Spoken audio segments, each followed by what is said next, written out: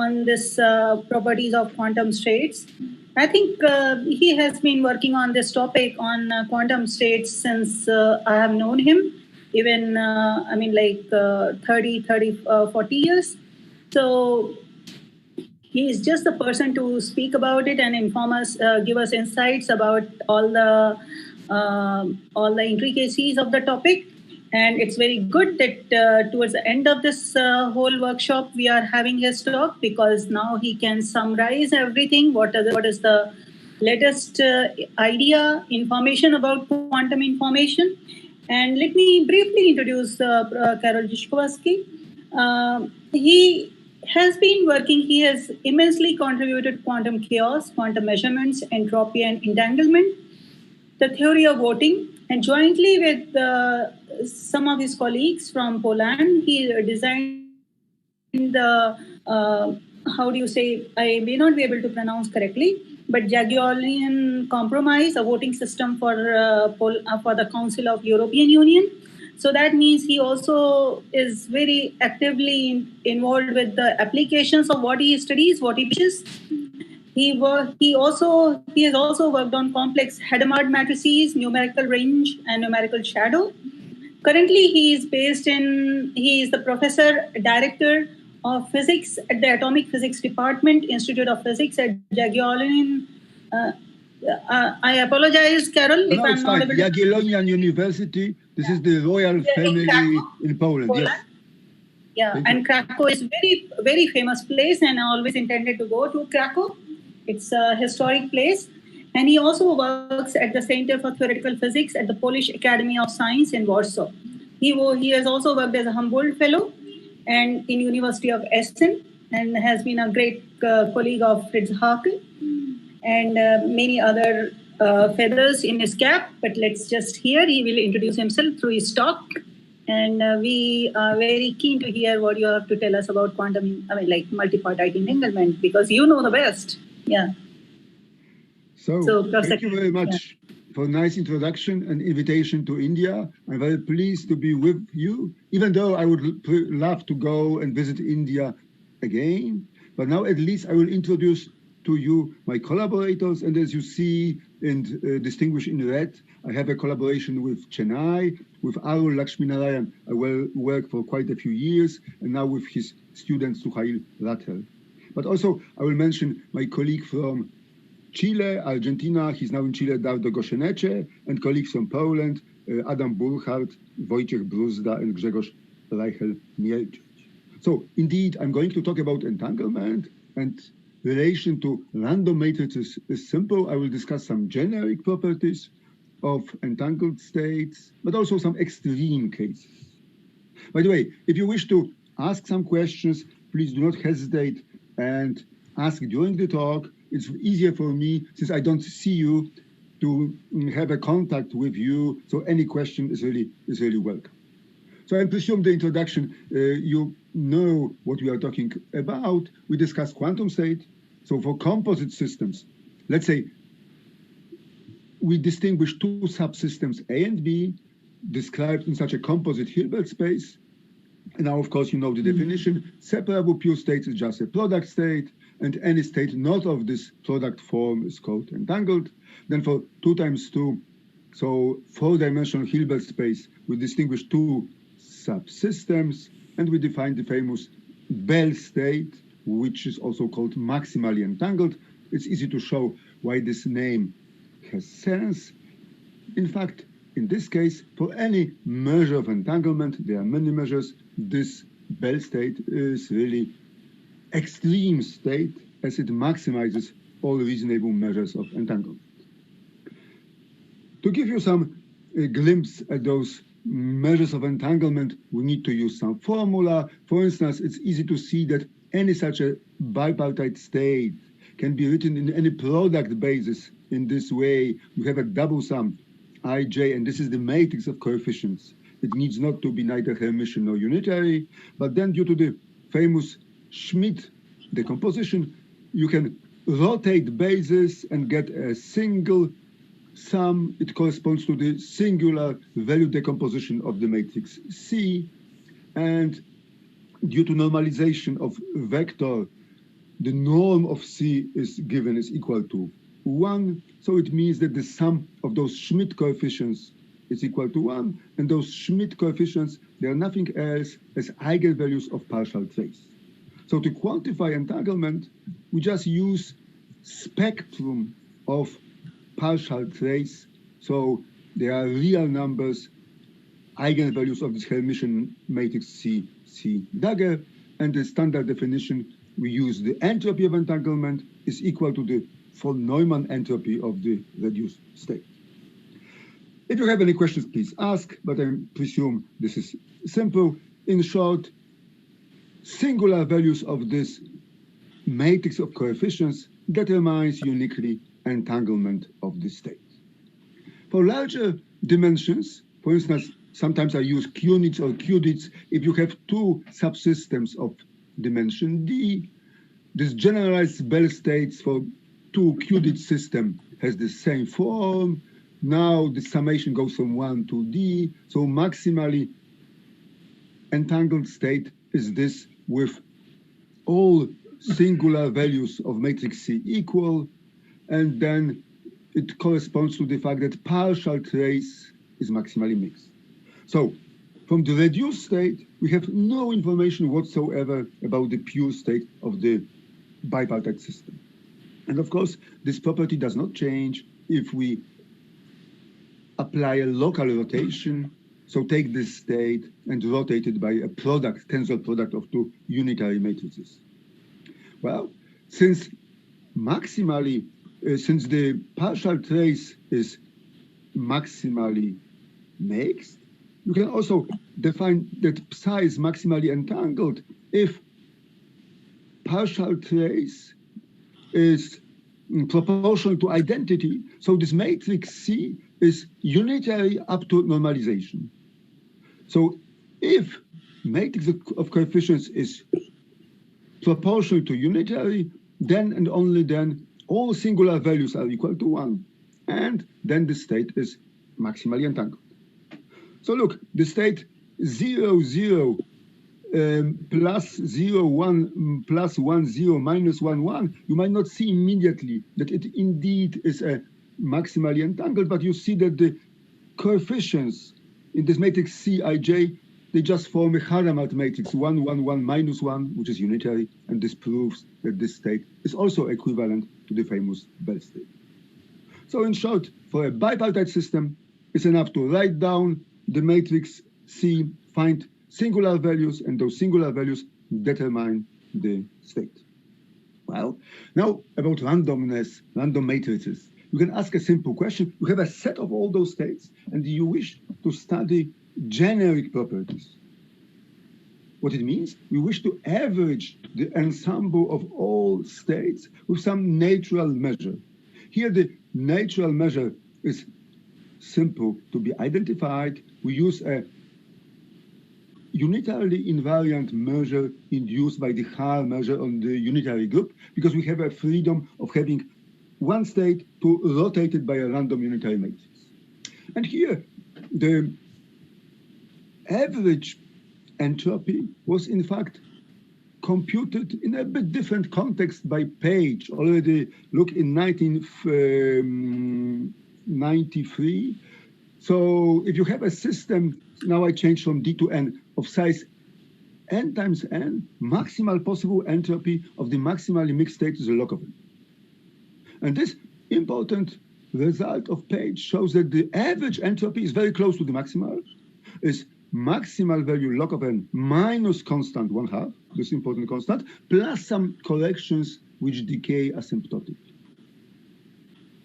Well, this is in the case of two qnit systems. If you have system of size n coupled with another system of size k, where k is larger than n, then you can also find the explicit formula for this average expressed in terms of the d gamma function, which asymptotically behaves in a similar way, like log of n minus correction. Correction is n over 2k. So you see, if k is equal to n, you have this minus 1/2 I mentioned before. But if k goes to if k is very huge, this correction term decreases, which means that the average entropy is basically only epsilon different from the maximum.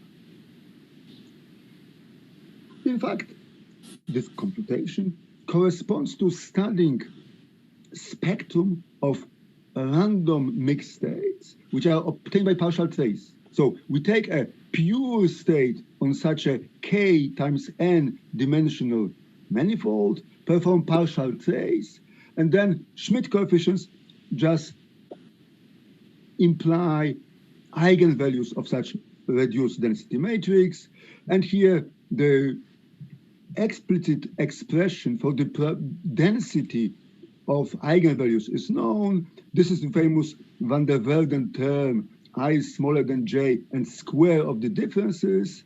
And this additional factor vanishes if k is equal to n, and only in this case, if the size of ancilla is equal to the size of the system, you get a flat measure in the space of all mixed states. This is just a factor which guarantees normalization, and this normalization factor. If there are any questions, please do not hesitate to ask.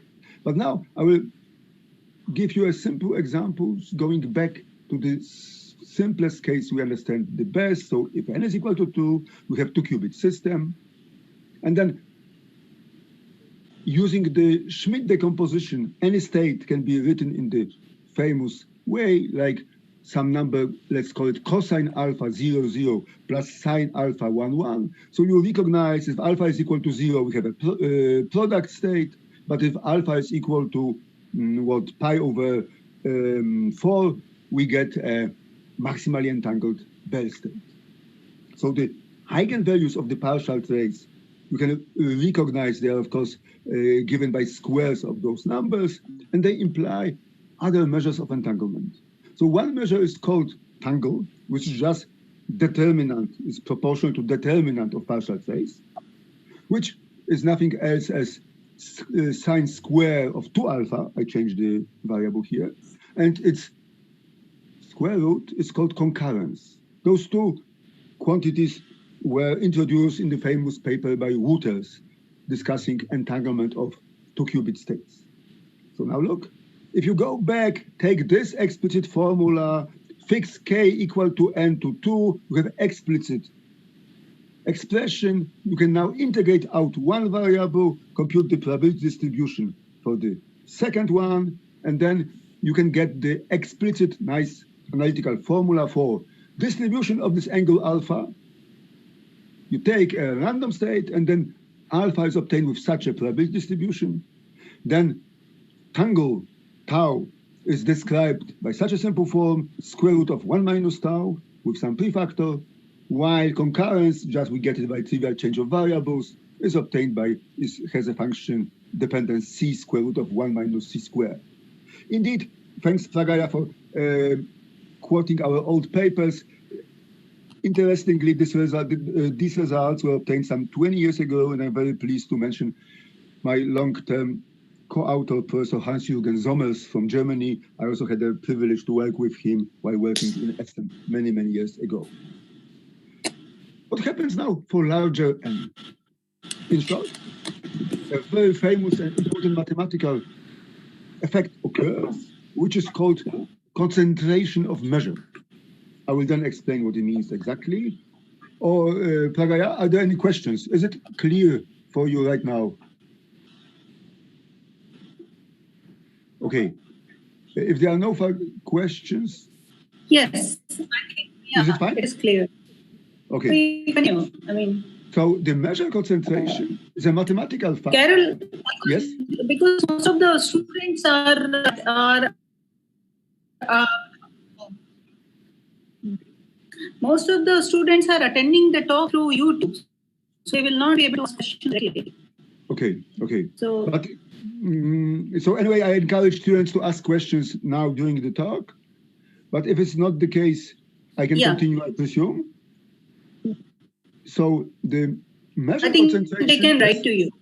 Okay, okay, good. So measure concentration is a mathematical fact which is related to higher dimensions. Basically, it tells us something if you integrate over not only a sphere, but hypersphere with the number of dimensions going to be huge. And then this is mathematically described by the famous lemma of Levy, which is more like 100 years old. It was just, I think, discovered in 1920 or something like this. And the idea is very simple. So if f is a reasonable, well-behaved function, mathematically it's kind of a Lipschitz function, which does not oscillate too much, and we want to integrate over a sphere of dimension n, any function f, so this is the expectation value. And the Levy lemma tells me that if I take any point x at the sphere, the value of this function f is very close to the average. How close? This is the deviation by alpha is exponentially small. So on the right-hand side, I have an exponential expression, a function of alpha, and eta is such a Lipschitz constant, and n is the dimensionality. So for large dimension, you have basically almost all values are close to the average. Sometimes there is a nice way of expressing this mathematical lemma and fact in simple words. We say that the equator is fat. What it means? If for the function f, we take just one component, let's say first component of the vector, then basically Levy lemma says that the probability of finding a random point at the sphere outside a band along the equator with the width 2 alpha is very small. It converges exponentially to 0. So it's a very strange statement. If you choose a pole, you define an equator, but it's a hyper-equator of the hypersphere, and basically it means that almost all states live close to this equator. In other words, if you choose 2 vectors and random, they will be very likely to be orthogonal, because if the dimension is huge, if you choose one vector, it's of course clear that the other random vector will be likely to be oriented in the perpendicular direction. So therefore, the statement that every equator of such a hypersphere is fat is a nice way of expressing this concentration lemma. And now how to apply it to quantum entanglement? Look, we just go back to our system of, let's say, n times k system. Let's assume that k is larger than n. So we take a random pure states. And then, as I mentioned before, we know that average entropy is just this maximal entropy log of n minus a correction, which decreases with k. What it means now, concentration effect. Here I quote the important paper by Hayden, Loink, and Winter from 2006. In this Levy lemma applied to this problem tells us that for any random state, the entanglement entropy of such a state is so close to log of n minus this correction, and deviation by alpha is exponentially unlikely, and if n and k are huge, then this convergence is very fast, which practically means that the random state of such a system is very close to be maximally entangled, or in other words, partial trace is very close, epsilon close to the maximally mixed state. And this is important to know that, in short, for larger dimensions, a generic bipartite state is strongly entangled, almost as entangled as it could be. Now, I will go to the case of multipartite systems, but before I will ask what means multipartite, but maybe you have other questions. So are there any questions from the audience? Oh, hello, Arul. Hi. Nice to see you. Yes, so welcome to Kolkata from Chennai. Yes, so, yes. Thanks for coming. Thanks for joining our talk. Yes, I was a bit late. So I have a question about your previous slide's last statement. Yeah, so this thing about, so in fact, we had a little discussion in the morning about the fact that the entropy is close to being maximum, but also the random pure state is close to a maximally entangled state. That statement, is that quite, because I mean, if you actually find a distance of a random state from the closest maximally entangled state, it's still quite far away in the sense that the average... Yes, but look, you are right, there's no contradiction whatsoever, but it means that the typical state will have very, very high entropy, even though the distance, as you say, to the closest maximally entangled state, which is really maximally entangled, could be not so small, but the function is very flat in a sense. So it's very unlikely to find the value which deviates a lot from this average value.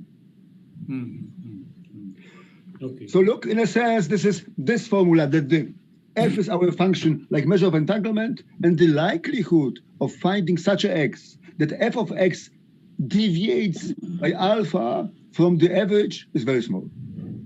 Yeah, no, that's... So as far as the entropy is concerned, yes, but the state itself, whether we can say that a random pure state is close to a maximally entangled state. Okay, sorry, I see the point. My statement, maybe not that it's close, but the entropy. Okay, let's put it like this. You are right. Let's change the wording a bit. Let's now say that for a generic random state, its entropy is very close to the entropy of maximally entangled state. Yeah. Okay, sorry. So I agree. You have a point. This is a bit more precise statement. Thank you. Yeah, thanks. Thanks for the clarity. Thank you very much. So now look, Karol, of course we will know what means multi in our word, but in principle, what will be your opinion? What do we have 1, 2, 3, a lot, yes? What is multi in English? How do you feel if you ask a child in India, for him, what means a lot? Yeah, multi would mean a lot, yeah. Yeah, but okay, but what is a number which is enough to have multi? More than 2, I guess. Yeah, more than 2, exactly. But look, more than 2 is a good answer for me. So there is a famous Latin statement, tres faciunt collegium. So in English you could say 3 form a body. So exactly like 1, 2, multi. For me, 3 is already a multi. And now why? Well, so this is kind of my working definition. Multi means larger than or equal to 3. And I will have a geometric interpretation. 2-dimensional objects like a square, we will know better how to work in 2-dimensional objects than with 3-dimensional. So the difference between 2 and 3 is huge. Of course, between 3 and 4 is also huge. But now if we go to mathematics, look, if we have a 3-parted state, then we can use a product basis. If you have states A, B, C, we have a product basis I, J, K. And now to describe any state, tripartite state, we have to use a tensor, like object with 3 indices. So like a cube of numbers. And then mathematically speaking, there's a huge difference between a tensor and a matrix. Because for matrix, we know, for instance, what is the singular value decomposition, what are eigenvalues, singular values. Of course, we know what is the rank of a matrix. However, for tensor, there's an important field of mathematical research, but it is much more complicated. And then there's no unique singular value decomposition. And even it's not simple to find the rank of a tensor. There are many different definitions of rank of a tensor or tensor norms. So the difference between algebra of matrices and tensors is huge, which allows for me to say that for 3 or larger parties, it's already multi. The situation is much more complicated. And here I will only mention our preprint with Wojciech Bruzda and Shmuel Friedland. Tensor rank and entanglement of pure quantum states is more mathematically oriented. And then a simple question, very general question, can be formulated. Namely, if you have n subsystems and d levels each, which state of such a system will be the most entangled? A very simple question. It's not easy to give an answer. Moreover, you can always claim that the answer, in a sense, is not well specified, because the answer will certainly depend, for higher dimensions, on the measure of entanglement you are going to use. For instance, if you take simplest multi-parted system would be 3 qubits, so H, B, and C. So then the dimension is 2 times 2 times 2, so 2 to power 3, 8-dimensional Hilbert space. We distinguish the famous GHZ, so Greenberger-Hall-Zeilinger state, is a simple generalization of the Bell state. And it has a nice property that all three-party reductions are maximally mixed. However, this is not the case with another example, which is called W state, which now you see here consists of three. It's also symmetric in a sense, contains three terms here. And depending on the measure of entanglement we are going to use, or GHZ state or W can be considered as the most entangled. So here you see that even for 3 qubits, this nice question has no unique answer. Well, there are many different measures of entanglement for 3 qubit systems.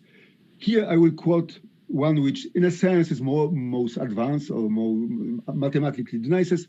It's called 3 tango. So you know 2 tango, it was like I mentioned today, a determinant of partial trace. It's just determinant, so you have of size 2 very simple objects. However, in algebra, like Gelfand almost 100 years ago had the idea to, in fact, Cayley was first, to use similar ideas for cubes of numbers, like tensors. And they had the idea of hyperdeterminant. So you have a cube of numbers, the Cijk, and you define this hyperdeterminant, which is not so simple. So I decided not to write it down, even though it contains like 8 terms in a kind of natural generalization of determinant for 3 dimensions. And then it happens that it really describes quantum entanglement. Again, it was first discussed in the paper by Wouters. And here I only quote nice result by Kendon, Nemoto, and Munro from 2002. They first computed average 3 tangle for random pure states of 3 qubits. Later on, we studied the problem a bit closer. Here is a blue dots are numerical data for probability distribution P of tau 3, again for random states of 3 qubit system. And then in this paper with Enriquez and Pujawa, we found that it is nice, you could find a good approximation of this distribution with beta distribution, where those numbers here are implied by this result for mean by Kendon. So we don't claim it is exact result, but it's a very simple expression. And Karol, this looks like a GUEP of S spacing distribution. Yes, it does, but not quite. So it's beta, so it means that it here it stops at 0, at 1. Look, with GOE you have a tail which goes like a Gaussian tail, and beta has a form like tau to some power 1 minus beta to other power. Therefore, it's supported from 0 to 1. So, Karol, it amounts to say that this matrix, this C dagger C, falls into actually in the category of intermediate ensemble. No, look. But sorry. But here, C is not a matrix. Here, C is already a tensor. So C here is just a cube of numbers. You have basically 8 numbers. So I understand, but you can write it in a matrix form also, right? Yes, you could. That matrix, if you consider C dagger C, whatever the matrix form of C is, Cijk, yes. Let us call it A. So if you consider A dagger A, I predict, I presume, I intuitively think that it will fall in. Oh, I have another call. Sorry, I have to leave. Okay. Yeah, so there is a point, but then it's not so simple, because then the matrix, if you reshape this tensor into a matrix, it will be 2 times 4 matrix. Hello? Okay, anyway, I don't know whether it's possible to find this expression analytically. We only managed to find a very nice and simple approximate expression. And now going to 4 qubit states. Now you have 4 parties, A, B, C, D, and you have a tensor of coefficients with 4 legs, 4 indices. And again, in mathematics, there is well-known definition of hyperdeterminant, then formula is very long, and we call it 4 tangle.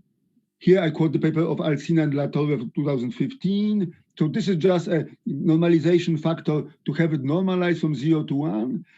It happened that now the average entanglement is very small, distribution is now quite different, so here's already logarithmical scale. So in 2 papers with Enriquez, we studied this problem, and also a problem of if you have a random state of 4 qubits, what is distribution or average values for other measures of entanglement. Again, the statement is the following, that a generic state is entangled, but concerning the average degree of entanglement, with respect to this measure, it is not so close to the maximal possible value. Well, maybe because for 4 qubits, from this perspective, 4 is still a number which is not so huge, so this concentration of measure effect is not so dominant yet. Well, so here I discuss some generic properties. We know more or less what are the generic properties, what are the average properties, what is, let's say, entanglement of an average state.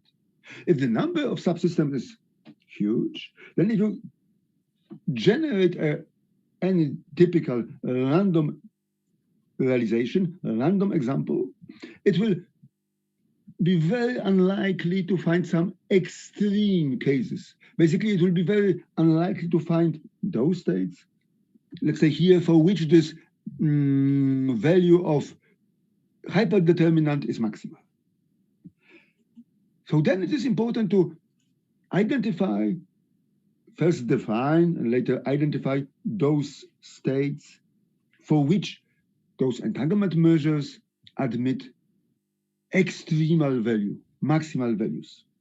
And here it is important to quote a notion of K-uniform states of n qubits. So we have n subsystems with d levels each. Now K is any integer number smaller than n, in fact smaller or equal to n over 2. And we say that such a state is K-uniform if you take a splitting of this system into K and n minus K parts, then all reduced states are maximally mixed. I think this definition goes to Scott 2001, also 20 years old definition. Sometimes those states are called maximally multipartite entangled. There were many papers about them from the previous decade of this millennium. I will quote the paper of Italian school, Fakkis and others, also Arnaud and Cerf, and they have many interesting applications in quantum information, quantum error correction codes, teleportation, and so on. So now look, according to this definition, the standard GHZ states is one uniform. So here is generalized version. If you have n qubit, this generalized GHZ states looks like this. So you have here 1, and you have tensor product n times, plus 2 tensor product n times. So this would be like standard GHZ state. But now if you have d levels, you add all together d terms like this.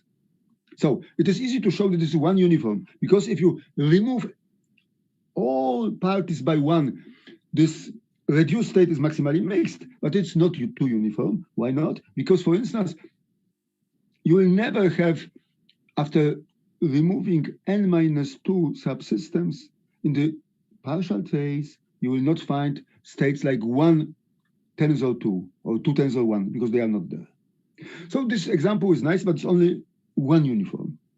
And here, for many years, people tried to find some other examples of K-uniform states. So in the first paper of Scott, it was already shown that this number n has to be larger or equal to 2k, which means that k cannot be larger than half of n, or in fact, integer of half of n. So of course, they cannot be 2 uniform states of 3 qubits. However, in principle, you could expect there might be 2 uniform states of 4 qubits, because of course 2 is half of 4. And this problem was already studied by Higuchi and Sudbury in 2000. And it's a very nice paper, I think very important for me, because they ask a question, how much entangled 2 pair of qubits can be? And already they notice and have proven that there are no such states which are 2 uniform, which means that if you take 4 subsystems and choose any 2 of them, remove 2 others, the remaining states will be in a maximally mixed state, which proves that they were maximally entangled to the environment. So in this Italian paper, it was a nice relation or analogy to frustration in spin systems defined. So frustration means one spin is up, second is down. The third one, which interacts with those two spins, is frustrated, does not know whether go up or down or something like this. So here the frustration means there's so many constraints that you cannot find such a two uniform state because the space of parameters is not huge enough. Well, strangely enough, there exists two uniform states of 5 and 6 qubits, and this 5-qubit two uniform state proven to be very important because it the famous 5-qubit error correction code by Laflamme and others, look, 1996, was just based on this state, and this is the two uniform state of 6 qubits, so such states are known. However, there were still questions for what systems such maximally entangled states can be constructed. So maximally or absolutely maximally entangled states are those for which basically k is equal to n over 2, or the integer of n over 2. So for instance, in the case of 6 qubits, absolutely maximally entangled state will be 3 uniform, which means if you take any splitting of this 6 subsystems into 2 parts, the partial trace will be maximally mixed. Can I ask a question here? Sure, please go. Sorry, yeah. So these states are, I think they are related to the stabilizer states, right? And also the... Well, a very, very nice question. Wait, but they could be. I will only change. We don't have evidence, just on contrary, that they are related. I would say they might be related. Please continue. And do you have a generalization of this? This is something I'm working on, and we have some. Well. Okay, so that's why I'm asking you. I was just going to tell you a little bit at the very end with the results obtained by Arul and Suhail in India, where we just show a good example of such a state which is not related directly to stabilizer states. So the answer to your question is it goes in one direction. It could be so, but it could also, there are some new states found which are not. And this is one of the main points of our work. But are there unitary equivalents, local unitary equivalents of each other? A good question. So, well, Arul, have we claimed they are not, but do we have a strong... No, we do have a proof for it. They are not stabilizer states, yes? Yeah, we do. Yeah, so we do. Okay, so we do have, our example is one of the maybe first even examples of such states which belong to the class of absolutely maximally entangled states and are not stabilizer states, okay? Nice, interesting. And do you generalize it to larger number of... more interesting. Some of them are, some of them are not. But do you generalize it to higher number of qubits? I just want to know. No, wait, if you allow me, I will tell it. Oh, sorry. Please go ahead. Please go ahead, yeah. So, just to find such states, we advocate some more combinatorial approach. In fact, there's an important paper which should be quoted by Gerald Zauner. In fact, it was the thesis, his PhD thesis, which was quite influential. And in a sense, he, from my perspective, created or suggested to work on quantum combinatorics. So what is a classical combinatorics? Of course, you will find, so classical combinatorics is a search for nice patterns with some symmetry and balance. For instance, if you have 16 cards, for instance, 4 aces, 4 kings, 4 queens, 4 jacks, you can try to arrange them in such a pattern that in each column, each row, there is a single card of each suit and single card of each rank. So here's nice solution to this problem.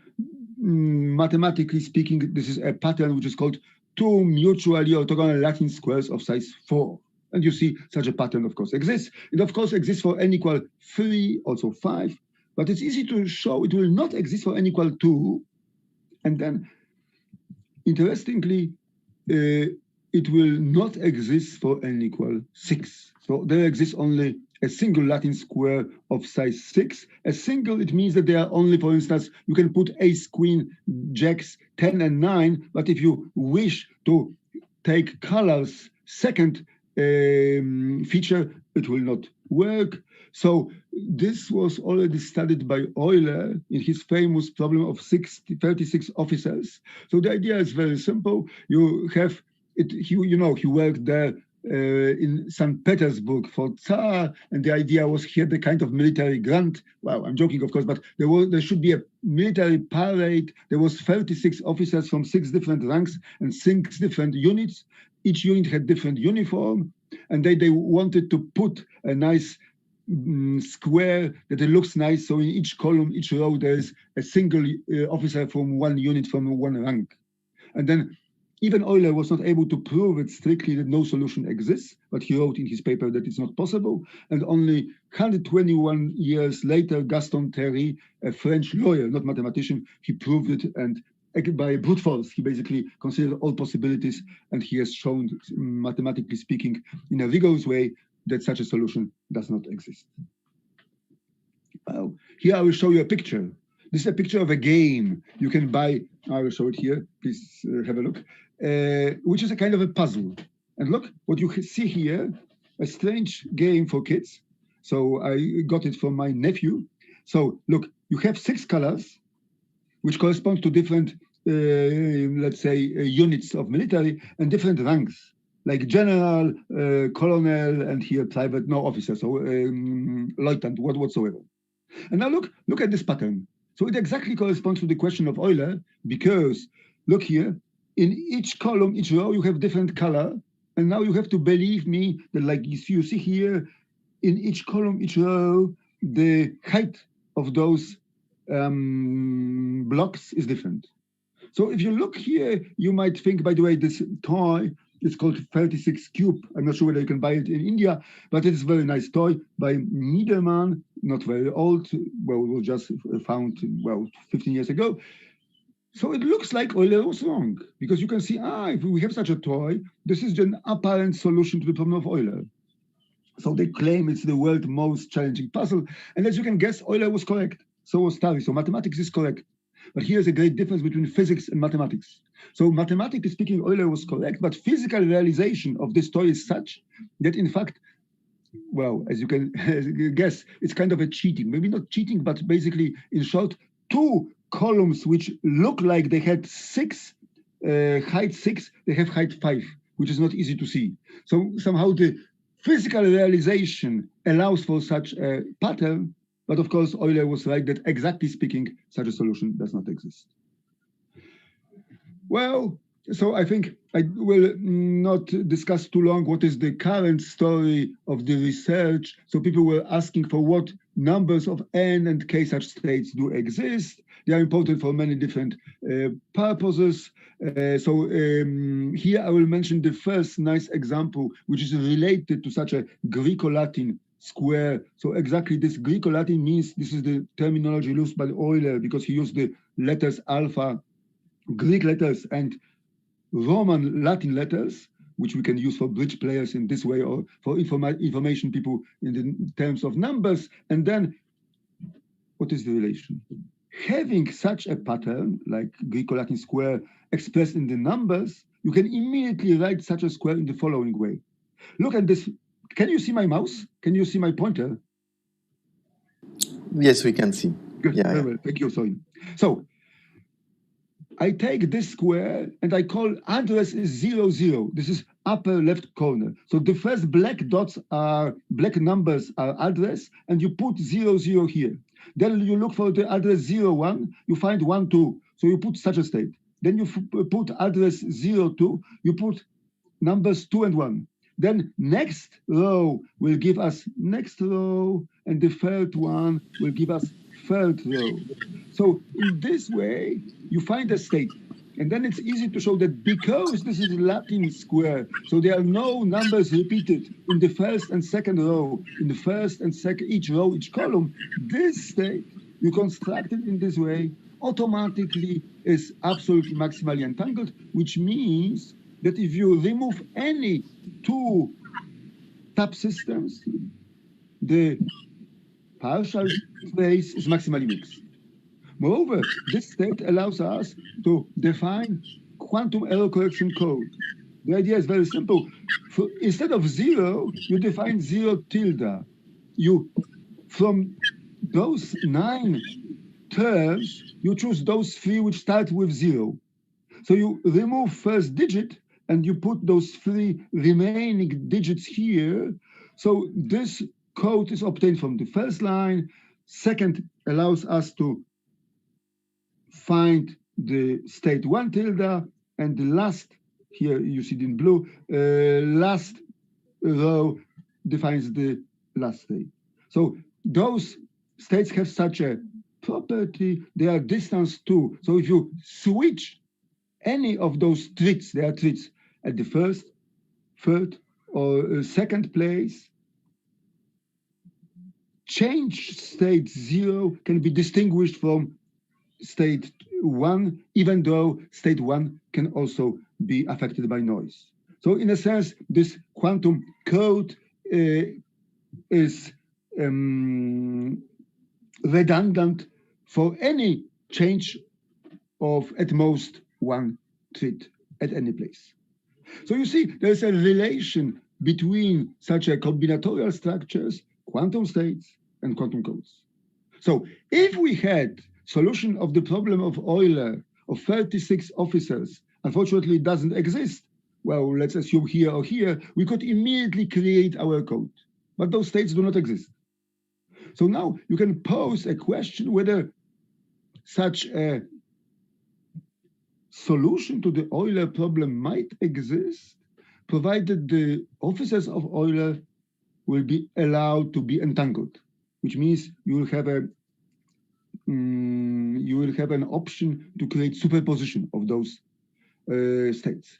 So here is, in short, some motivation. Why do we care about such AME states? Because they are just used for quantum error correction codes, for teleportation, and other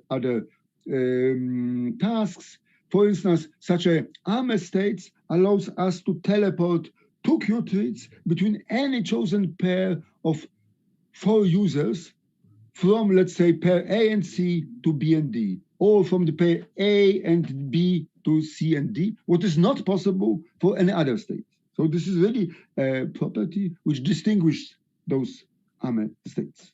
So here there is a table of existing AME states done by German colleagues Felix Huber and Nikolai Widerka. So here's number of parties and local dimension. So this red means it does not exist. This is result of Higuchi-Sudbury. Green means it exists. Of course, it's only part of this table. There are some other cases in which we know, so they know that such states do not exist. And the only, in the left upper corner, the only free place was this case with 4 parties of dimension 6 each. So in February 2021, nobody knew whether such states do exist.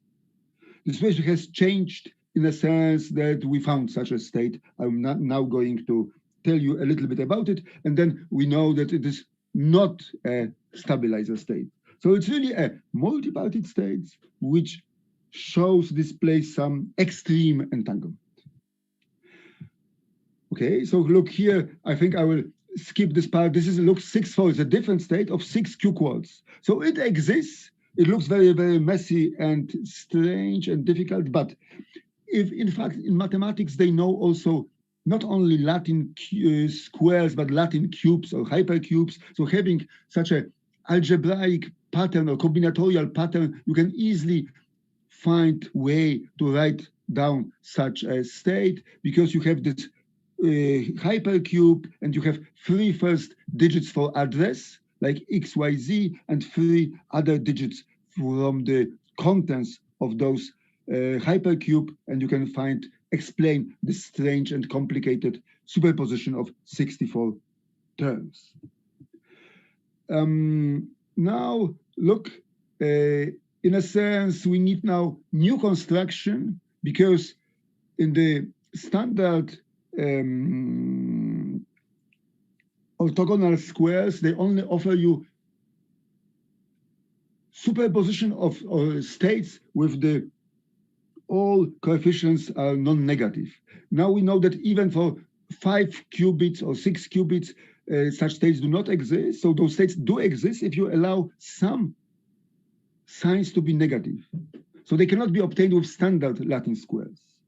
So now there is a new notion of quantum Latin squares by Musto and Vicari, and therefore we introduced a notion of mutually orthogonal quantum Latin squares. And now, looking for mutually orthogonal quantum Latin squares, in a sense, is the same question, but posed in different language as looking for the absolutely maximally entangled states of 4 subsystems. So here is one example of this quantum orthogonal Latin square. So you have 2 rows, which basically are just classical, but here you have some Bell states, and this object has the following property. In each row, each column, you have orthogonal bases. So this basis is orthogonal to this, and also in columns in rows, even though those states here are not basis states, but already they are superposition. So basically here the idea is to use some superposition between objects to generalize the class of states, and in a sense which is good, that of course such states include some coefficients like could be plus, could be minus. So in this way you can generate some nice states with coefficients which are negative.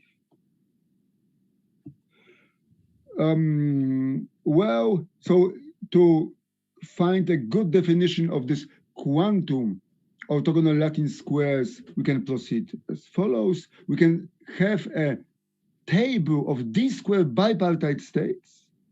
Each can be written by such a matrix Cij with, we have 2 indexes up and 2 down, 2 indices, lower index describe each state, and the upper indices numerate those states.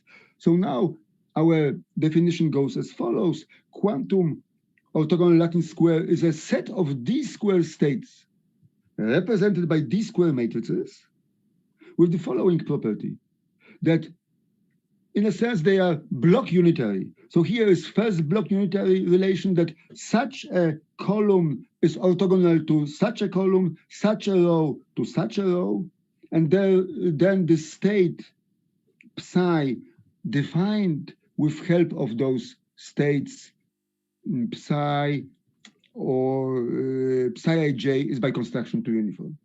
So you see, the definition of quantum orthogonal Latin squares, in fact, is equivalent to the definition of absolutely maximally entangled states of 4 parties. 4 parties, therefore, we need only to find those d-square states which satisfy those properties. And now those d-square states, if d is 6, there are 36 states. So in a sense, each of those states will represent a single officer of Euler, but now those officers are allowed to be entangled because those states can be in superposition states. Okay, so I think I will skip some other examples. So here is a just short statement about stars, but I don't have time to dwell onto this. So maybe I'm not sure. In India, can you recognize this pattern? What it is? Do you see it sometimes? In south of India, perhaps not. Yeah. This is common. Orion. Of course, it's Orion, yes. So what is the relation of astronomy and quantum states? Well, I think some time ago, Pragaya was studying the zeros of some polynomials. So those zeros of some polynomials are sometimes called stars, and there is Majorana stellar representation of permutation symmetric states. Like if you have such a state which has alpha beta plus beta alpha is permutation symmetric, then such a state of a 2-qubit system can be represented by 2 points at the sphere. So if you have a coherent state or a separable state, all stars are degenerated in a single point. However, if you have all stars scattered over the entire sphere, you have like anticoherent or entangled state. So for generic n-qubit states, so it corresponds to a random configuration of n Majorana stars.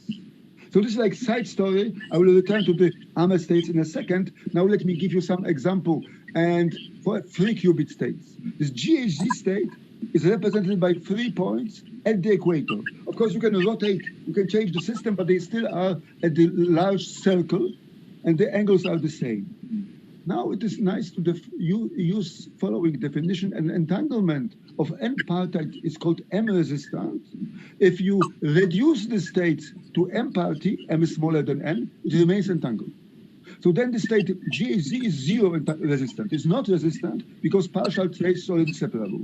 But this state with 3 stars situated like this, here is the explicit formula, is already 1 resistant, which means if you remove 1 subsystem, any subsystem, remaining 2 will be in entangled state.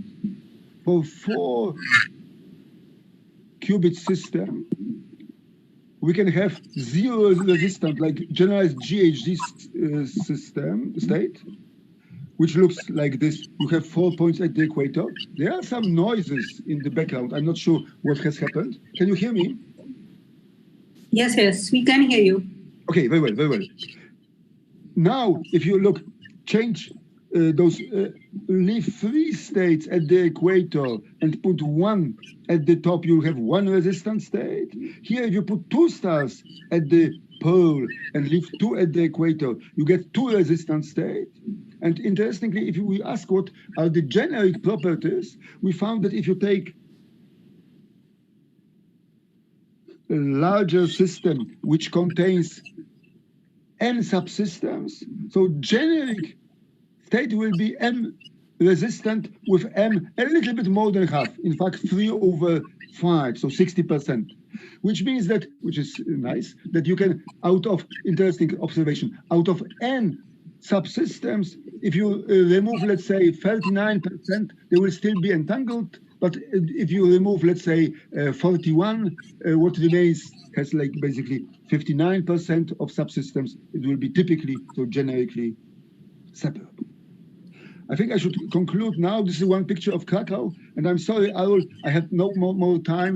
Sorry to discuss this new example, but then now I have to return to it. So we know that for Ames state, having such a square, you define absolutely maximally entangled state of 4 qubits. Now we wish to find such a similar constellation, which is of size 6, which will correspond to our Ames state of 4 Q hex. So in a short, you can define such an object, but of course it's not a solution of the Euler problem. It's 6 times 6 boards, but you see queen of diamonds and jack of hearts is repeated. However, okay, so Arul and Swile produced a very nice search, random search in this space, and they found such a, well, sort of special unitary matrix which has desired properties. And then the point was to understand how this matrix looks like, to find a good representation of it.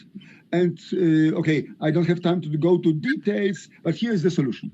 So the solution is the following. You have 36 times officers, which form a 6 times 6 board.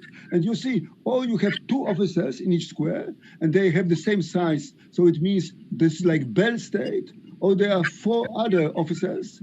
By the way, there are only, for instance, generals are coupled to generals and lieutenants with lieutenants only.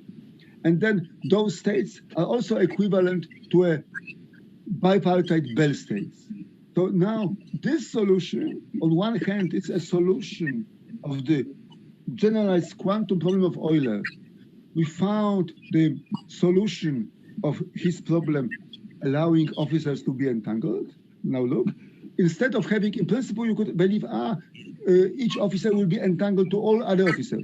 This is not necessary. It's enough if each officer is all entangled to one single officer or to 3 other officers to have such a state with 4 terms. And then this solution gives for us our absolutely maximally entangled state of 4 Q hex, which, important, is not of the stabilizer family. So it gives us a different, a new error correction code. I think I have to conclude now. So those generic multipartite quantum states are strongly entangled. They can be used for many different purposes, like quantum error correction codes, quantum communication, other protocols. In some cases, it's still unknown whether such absolutely maximally entangled states do exist. Now we are very pleased to tell you that there exists a positive answer to the quantum analog of the problem of Euler. There exists a quantum version of two orthogonal lattice squares of size 6 and the corresponding absolutely maximally entangled states of 4 QX as exists. And here you see a 6 authors, so the number is not accidental. Rather, Burhard, Brusda, Reichel, Lakshminarayan, and me. And you will find the details in this preprint. And to construct such a strongly entangled state of several qubits, we advocate such a combinatorial approach. So this is it. I hope you will be able to come to visit us. And here is a last picture from Krakow, Poland. So Aaron knows how it looks like. Thank you very much, Flagaya. Thank you. Thank you, Karol, on behalf of students from India, I thank you a lot. Thanks for providing such deep insights in this topic of very relevant topic and the topic which is a thirst area of Government of India. I'm sure students must have benefited a lot from your talk because you have given them some real insights in the problem. I wish you could have completed your talk because students would be interested. However, it's I think we will have to read it now from your papers. Yes, and if you wish, I can share the presentation. I can send you the presentation. You can post it. I think that will be very nice. Yes, if you can send us all the slides which you had. Yeah. Yes. Yeah. So because I think we now really need all that information about quantum information. Okay. So with this, I think now the session is open to questions. I saw one question from student, and I think we should. Akshay is a student, right? So I think I always give preference to students. So let's first question from student: what are the properties of uniform states?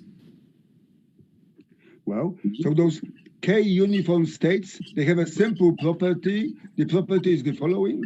The state is called K-uniform if and only if you remove n minus K parts for any choice of the remaining K states, the partial trace is maximally mixed, which proves that this subsystem was maximally entangled to other part. So if you have 4-party system, which 2 uniform state means that all parties are mutually as entangled as they could be, which is a very special property. Okay. So because students are not able to ask you directly, so I don't know whether he has any further question. But other people like who are present on Zoom. Can I ask a question? Yeah, please, sorry. Yeah, okay. So I think I think one of the very interesting things you said is about the Majorana star representation. And if I think of, I think this is something I missed probably. Is there any geometry? I also wanted it to be more detailed. Yeah, it's a very interesting topic. So if I think just of the Bale state, and I try to draw it on the block sphere with 2 points, then I will see that there are certain constraints. They are very strongly correlated, even if there are 2 stars, but the stars move in. So the Bell states for 2 stars, basically the one is at the North Pole, one is at the South Pole, and they are as entangled as they could be. Yes, the distance between 2 stars is maximal. Yes, in a sense, this is like a rigid rod, and if you make unitary transformation, the rod will move around, but the relative motion is not allowed. Yes. So I think what I'm asking is, can I geometrically visualize the position of the stars and their constraint when they are maximally entangled? I think this is probably you addressed it, but I missed it. Yes. And this is connected to symmetries. I'll make one more point. Very good question. Look, I'll just try to. Here, the more entangled state, the more uniform distribution of points at the sphere. And now, for 2 stars, the situation is simple. One is up, one is down. For 3 stars, GHZ state is also, situation is simple. There are 3 stars as far as possible, so they form a triangle inscribed in the great circle. I understand. Okay. For maximally entangled state, the barycenter of all those stars has to be at the center of the ball. So this is not sufficient, but necessary. And then we have such a barycentric measure of entanglement in some other paper where basically we have a constellation, we compute barycenter, and now we ask how far the barycenter is from the 0. If the state is maximally entangled, this barycenter would be the radius of Weyl center will be 0. Very nice. So, okay, so I see. So the more uniformly distributed it is expected to be more entangled. Yes, but of because course, I think you're saying it's symmetric. A vague definition, because now the point is you have the many different ways to characterize the degree of uniformness. But absolutely. Hand-waving argument is the more uniform distribution, the more entangled state. Is it because I can exchange them and then the geometric configuration kind of remains the same? Yes, because they are. It's a symmetry. Look, this is only the class of permutation symmetric states, and of course, this does not exclude that there are some other important states absolutely which do not belong to this class, because this is only so the stellar representation for n-qubit systems could be also n-qubits only works for permutation symmetric states. Yes, right. So this is only a class. And now, Pragaya, this is related to the famous problem. If you have polynomial, for instance, random polynomial, where are complex zeros? If you have a stereographic projections from the plane to the sphere, they map those two problems you see are related. Yeah, that's what I was about to ask you, but I didn't ask you because I had studied this distribution of zeros of quantum chaotic systems. Yes, exactly. I recall. So I just mentioned your paper. Yes. Yeah, I did. Yeah. So, I mean, that only reminded me, to ask this question, I do see that, so the question is, can you map the two things, these stars to distribution of zeros of... yes, very much so. Exactly, this is so. Yes, exactly. Just using stereographic projection, you map the problem of finding stars at this sphere to the distribution of zeros of a polynomial at the complex plane. Oh, that's very interesting. Yes, so where did you write this work? Where have you written all this? Well, I think this is Majorana's construction. This is essentially Majorana's construction. I think the best, sorry for auto advertisement, but of course I would mention my book, and in the new edition 2017 of the book with Ingemar Bengtsson, it's already described. I see. Okay. Okay, if Corinne has more questions. Just I want a clarification. So it's also not... And also here I will just make a note to this paper by Quinta, 2019. Okay. So, I think I will find it. Yeah. So is it true that I can take, so given the sphere, I can always choose 3 points in many different ways? Is the reverse true, that if I choose any 3 position of 0, there is a valid quantum state corresponding to it? Probably it is, right?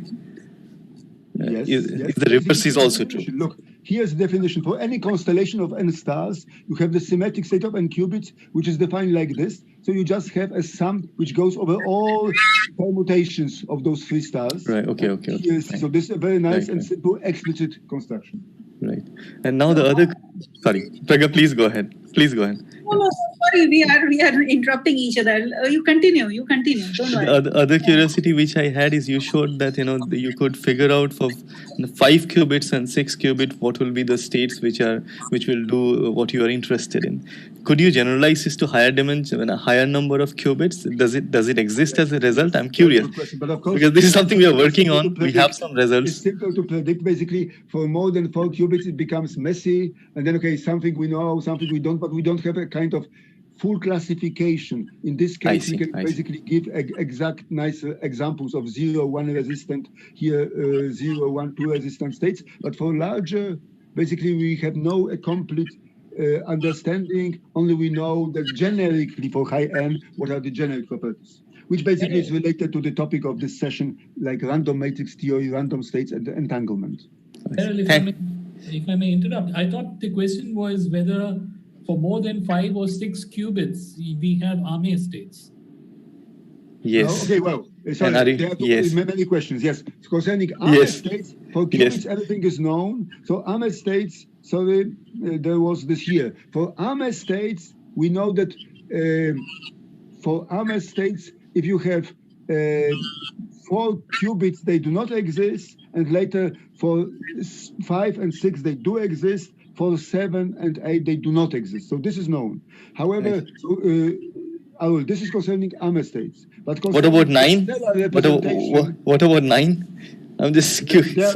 They do not exist. They do not exist for any dimension larger than 7, for any number larger than 7. Here I only mentioned this problem concerning states with entanglement, which is, let's say, M-resistant. And here we have no full understanding for 6 systems. I see. Thanks a lot. Thanks a lot. Thank you very much for asking. Yeah, can I ask you a question? Like, actually, I have 2 questions, but I'll ask you quickly some quick questions. What is the role of symmetry? I mean, like, the symmetry must affect, symmetry of the state must affect your AME situation, right? Whether it is a time reversal system, a state of a time reversal system or a state of a non-time reversal system. So does it have any effect on AME? Yeah, good question. Look, in fact, maybe it was misleading. I mixed basically 2 problems. For stellar representation, I only work with symmetric states. So this is a different class, a smaller class of systems. However, for main issue of this talk, for the AME states, in principle, for this table, where you ask whether those AME states do exist, here the answer is more tricky, because it happens that several of those AME states are not permutationally symmetric, so they will not be represented in the stellar representation. So here, the symmetry, the role of symmetry is important, and strangely enough, if you restrict to the class of symmetric states, you will not find them. For instance, this state of here, of La Flamme, it is not fully symmetric. Okay. Okay. And you see those minus, this is not exactly symmetric. Those here, last remark, those signs are very important here. And you see they have only 2 strange 6 factors with positive signs and 2 with negative. So the state is not fully permutationally symmetric. Exactly. Can I? Sorry. I haven't finished. So in connection of many body systems, so is it really important to have AME, or is it more important to know the exact degree of entanglement of a typical state? See, I understand. I would not say which is different. They are very different questions. And of course, for many body, if many is like really like 15 or 50 or 500, it's unlikely to find such AME states. But of course, it's much easier to discuss what will happen, what are the average properties. So then to compute average degree of entanglement, and this can be done. This can be much easier. No, but is it relevant? What is more relevant? That's the question. Both things are relevant. Well, I would revert the question. It depends to whom. To those people who like working on AME states, maybe they would like to know. So there are some families of AME states for larger local dimensionalities. But in principle, in practice, in life, you basically, it's difficult to construct such extreme states. So you usually restrict your attention to generic states, which are easier to work with. I think Arul wanted to ask something. I stopped him. Arul, where are you? No. I'm here. So no, it was actually just a comment about permutation symmetric states. Actually, they have pretty low entanglement content. If you look at the block entanglement of permutation symmetric states. Exactly. So they are far away from AME. They are not AME. They're far away. I mean, they would be going as log of the number. It's actually like an area law rather than a volume law. So yeah. So basically, maybe it was my fault. The 2 topics of this talk are different. Yeah. Yes, Suhail is here. So one topic is concerning stellar representation of permutation symmetric states, and the search for AME we do usually in the, let's say, other space of non-symmetric states. Yes, Suhail, hello. Hi, good afternoon. Yeah, thanks for the nice talk. So I was, is this discussion about symmetric states done? Hope I didn't interrupt in between. Go on, Suhail. Yeah, go on. No. Sorry, so I just mentioned that the speaker is the first author of this paper here in blue. Yes. Please go ahead. I had a question about this. You showed the distribution of residual tangle for 3-qubit random states. Yes. Right. Can you please go to that slide? Yes, here, this one.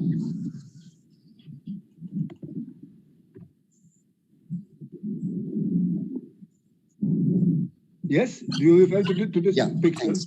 So, So, is it like, I mean, suppose if I take a product state of 3 qubits, okay? I take a random, suppose I take a random CUE of order 8 and apply it on product states and look at the distribution. Is it, will it be like what you have shown? Okay, I understand the question. I don't exactly know the answer. I would guess it will not be exactly the similar shape, the similar distribution, but could have some generic properties could be similar. Yes. Yes. But it's not exactly the same.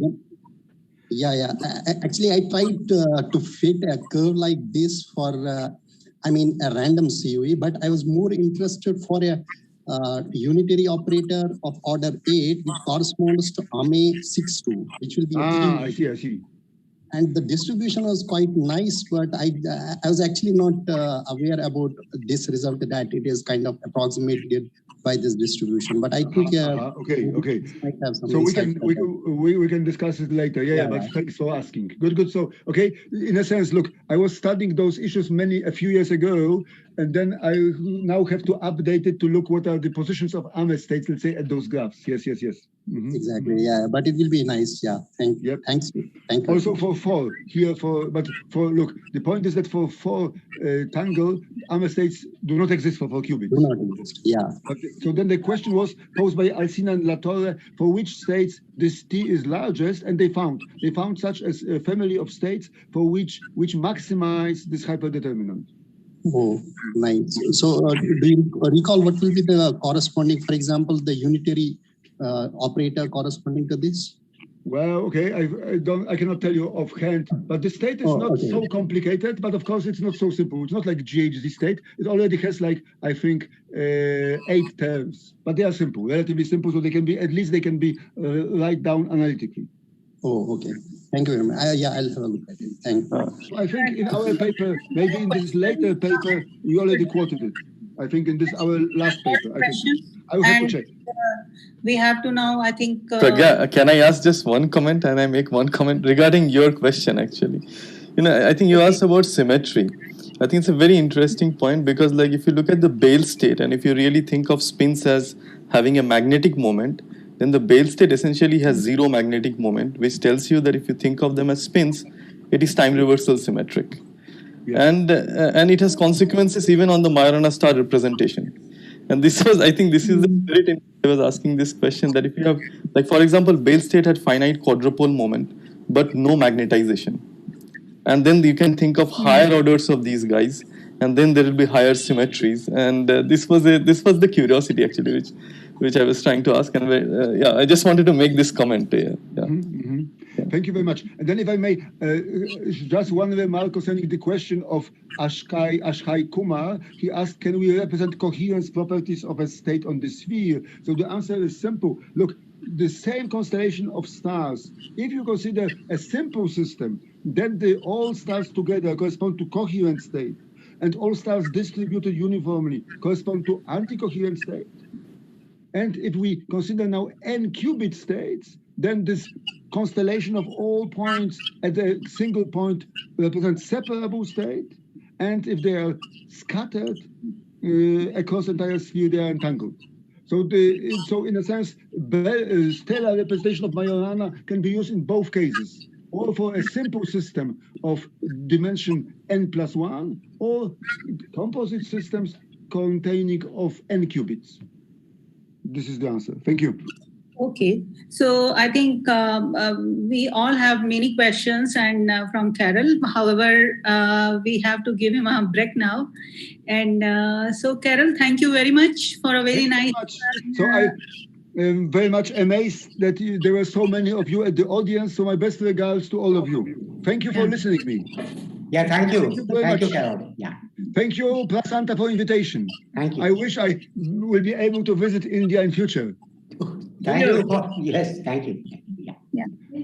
Bye-bye. Bye-bye, Arul and Suhail. Thanks for coming. Thanks for coming to Kolkata. Pleasure. Nice. Good luck in Chennai. Thank you. Good night. Bye-bye. Bye-bye, Arul. See you soon. See you. Yes. So let's, bye. So our next speaker is Santosh Kumar. So, Santosh, are you there? Yes. Yeah. So, Santosh, you can upload your slides. Meanwhile, I'll introduce you. Santosh has done his PhD with my supervisor, so he's my Guru Bhai with Akhilesh Pandey. And Akhilesh considers him one of his brightest students. And Santosh has actually, as per Akhilesh, has introduced him to many new topics. And so I have very good high hopes from Santosh. And he is presently based in Shiv Nadar University. That is only by his choice, not because he has to be there, because he has some family concerns, and also I think he likes his family surroundings much better than going to a hi-fi institute.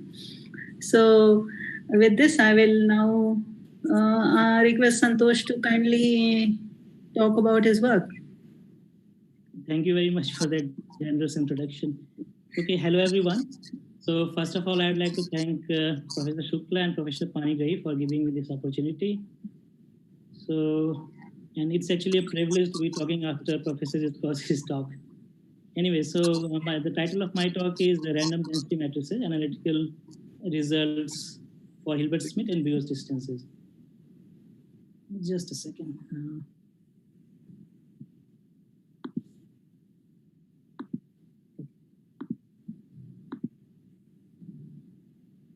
Right.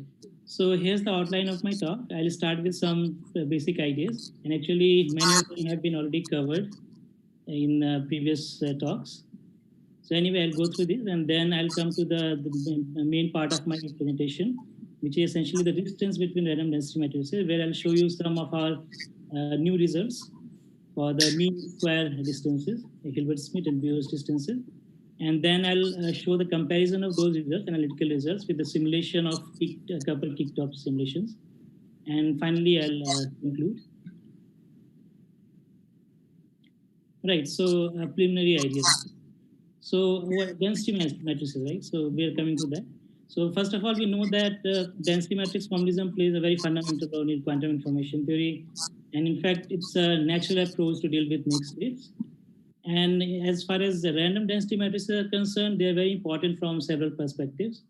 And for example, one can see them as something having the minimal prior knowledge about a system. And therefore, they kind of provide the most typical or generic description. So for example, one can compare a given system, a given state with a random state to see how it compares with that. And in fact, they can be also associated with quantum states which are affected by noise present in the system. Another major motivation is from the field of quantum chaos, where one examines states, the quantum states where classical analogs are chaotic. Now, as far as pure states are concerned, so in a finite dimensional Hilbert space, there is a natural measure associated with them, which is basically using the Haar measure on the unitary group. However, when one goes to the mixed states, there is no unique single measure which can actually describe their statistics. So two foremost choices of measures on this set of this finite dimensional density matrices are this Hilbert-Smith and the Bose-Hall. So in this talk, we'll be focusing on this Hilbert-Smith mixed states. And in fact, see, first of all, how these can be induced by the operation of this partial trace. So this part actually was covered in many talks. So for example, in Professor Shukla's and Professor Życzkowski's also. But let me go through it anyway. So what we are thanks for mentioning our work. Thank you very much. Yes, yes. I'm with you. I've learned a lot from all of your papers. Thank you. Thank you. Yes, yes. Yeah, in fact, this representation is also, based on, he's actually taken from this paper of yours. Okay, so what we are doing, we are considering a bipartite system with overall n-dimensional Hilbert space, so of this form. And basically, this HA and HB correspond to this constituents A and B. A can be our principal system, and B could be environment or ancilla. And of course, without loss of generality, we can consider n less than equal to m. So if we consider this pure state, random pure state from this composite system, so what do we mean by that? Well, one can think of it like this way. You choose some arbitrary state in this composite system, for example, psi naught. And then you apply this nm-dimensional global unitary matrix operation on this one. So that will give basically a random pure state. And if you keep taking this random unitary matrices, applying on this state, you basically get an ensemble of these pure states. And in random matrix terminology, basically, we are taking these unitary matrices from your CUE, circular unitary ensemble. So this is just a pictorial representation. We take this psi naught in this composite system, basically rotate by this unitary thing, and then we get this random pure state. So we can see actually there's a natural measure, associated with this unitary matrices, basically the Haar measure or the CUE equivalently. Okay, now let's see, how do we get a mixed state from this using this partial trace operation?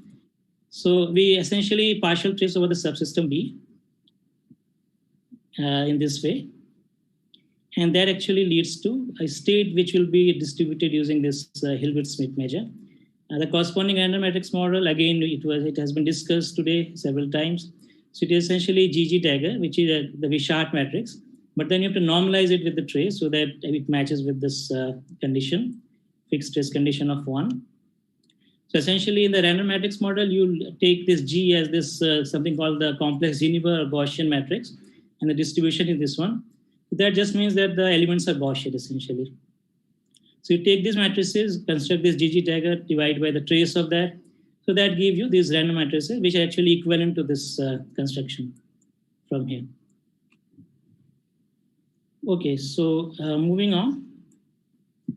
So it turns out one can write down explicitly the distribution of this Hilbert-Smith distributed measure, basically this one or this one equivalently. So it turns out to be this expression here. So this delta function basically takes care of the unit trace constant.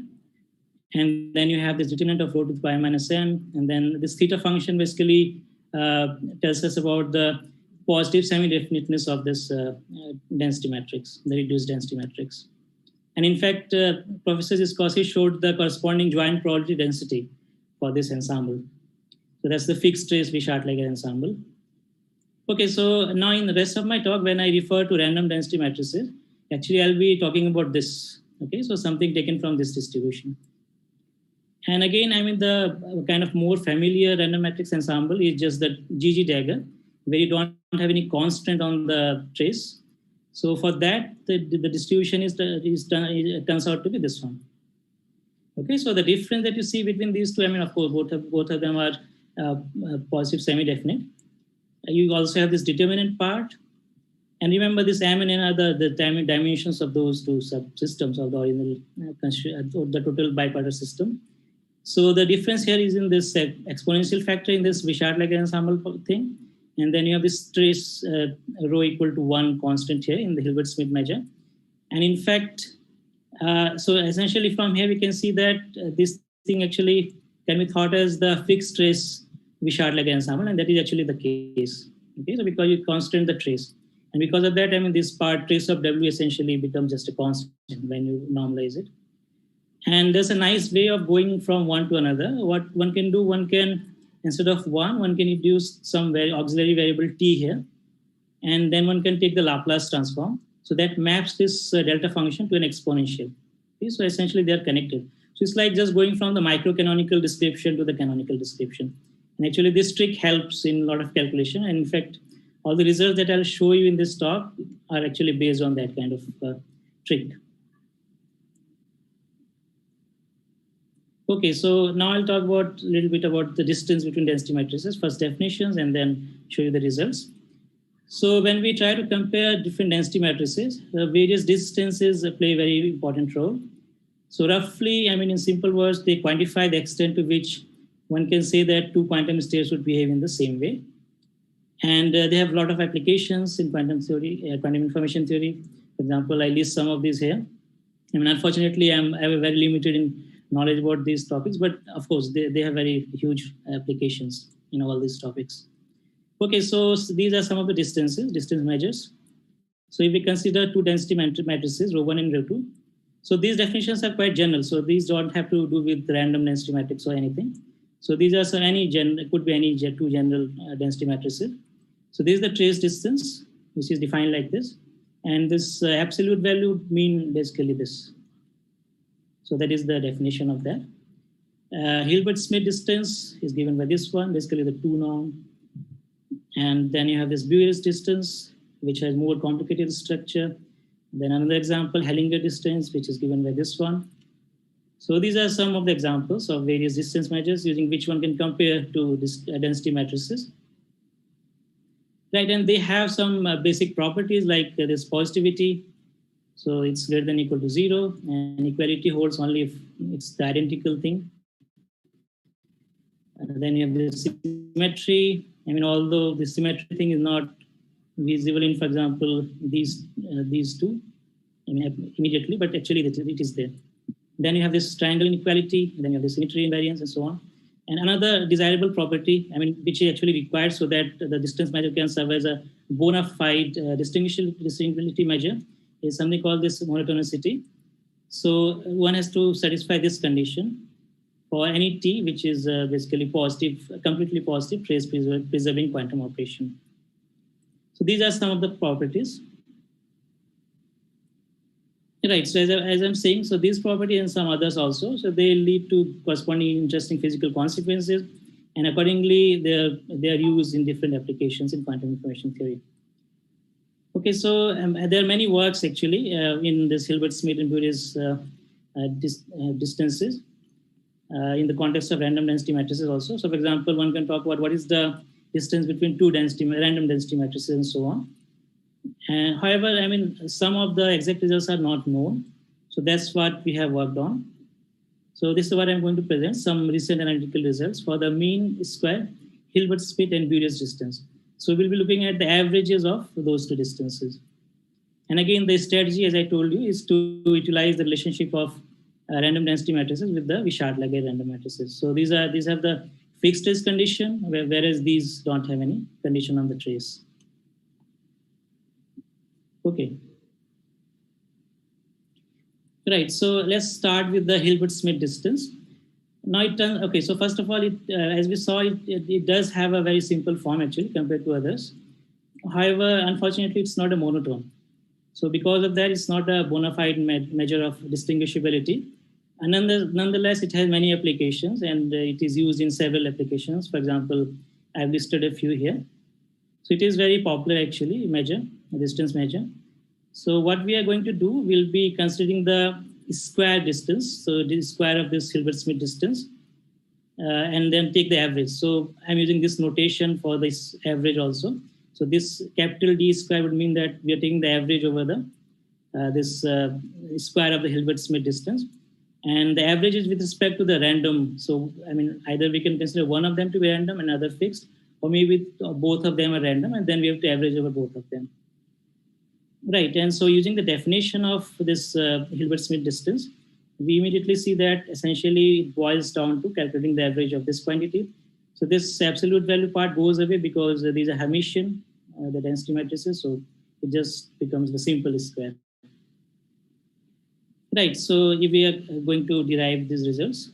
So, I mean, the calculation is of course a little bit lengthy, so I'm showing you a sort of flow chart here. So what we do, we write down the desired, this mean square Hilbert-Smith distance as an average with respect to the Hilbert-Smith ensemble, basically the fixed trace Wishart-Legge ensemble. And then we map this average to average with respect to the usual Wishart-Legge ensemble using this Laplace transform trick. And then we perform the average in this unconstrained space, in the Laplace space basically. And then we take the inverse Laplace to go back to the original space and get our desired results. So that is the idea. Right, so I mean, this is just outline of what one does. For example, this is the Hilbert-Smith distance, the distribution of this density matrix rho, as I showed you. Okay, so one has to calculate this average, basically. So we put this density here, and this is the average that we need. So we have to integrate over this density matrix rho. And in fact, what we're doing here, we're considering one of the matrices to be fixed. So I'm showing you the calculation, example calculation, when one of the matrices is fixed matrix. So for example, suppose the sigma. Okay, so rho 2 equals to sigma, which is fixed. And rho is the random density matrix from this probability distribution. So we plug in this expression here. C is basically the normalization constant here. And we have this expression. Now the trick is to again replace this 1 by this auxiliary variable t. So Santosh, one question. Why are you keeping one of the matrix fixed? Is it just to simplify the calculations? No, I have the result for both the random also. Okay. But one can try to compare a given state with the random state, right? And that could be that's because it can serve as a reference. That's fine. Okay. Yeah, so that is also a different result. So how does it compare with the random state? So I have, of course, the result for both random also. I'll show you that. Pragya, can you actually request everyone to please mute their mics? I think there is a background noise. Yeah, okay. May I request everybody to mute their mic? Okay. Yeah. Okay, continue.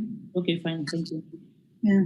Right. So this is the thing. So we introduce this auxiliary variable t here, and then we take the Laplace transform. So I think there's still some background noise. Hello. Okay. Okay. So one can see that from this delta function, one gets this actually exponential one when we take the inverse Laplace.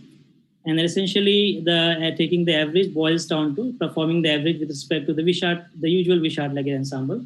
And in fact, this can be done. In fact, these results are already known in mathematics statistical literature.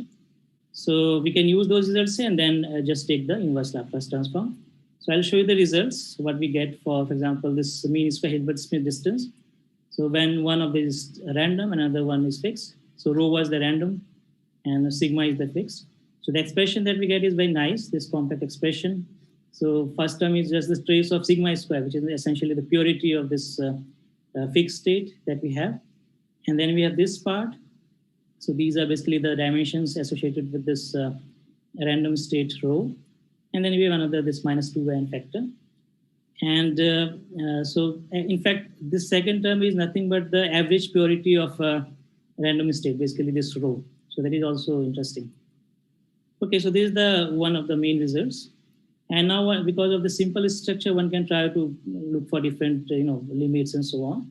For instance, if one considers m equal to n and very large, then it simply boils down to this trace of sigma square. So essentially, things can be decided based on just the purity of this fixed state.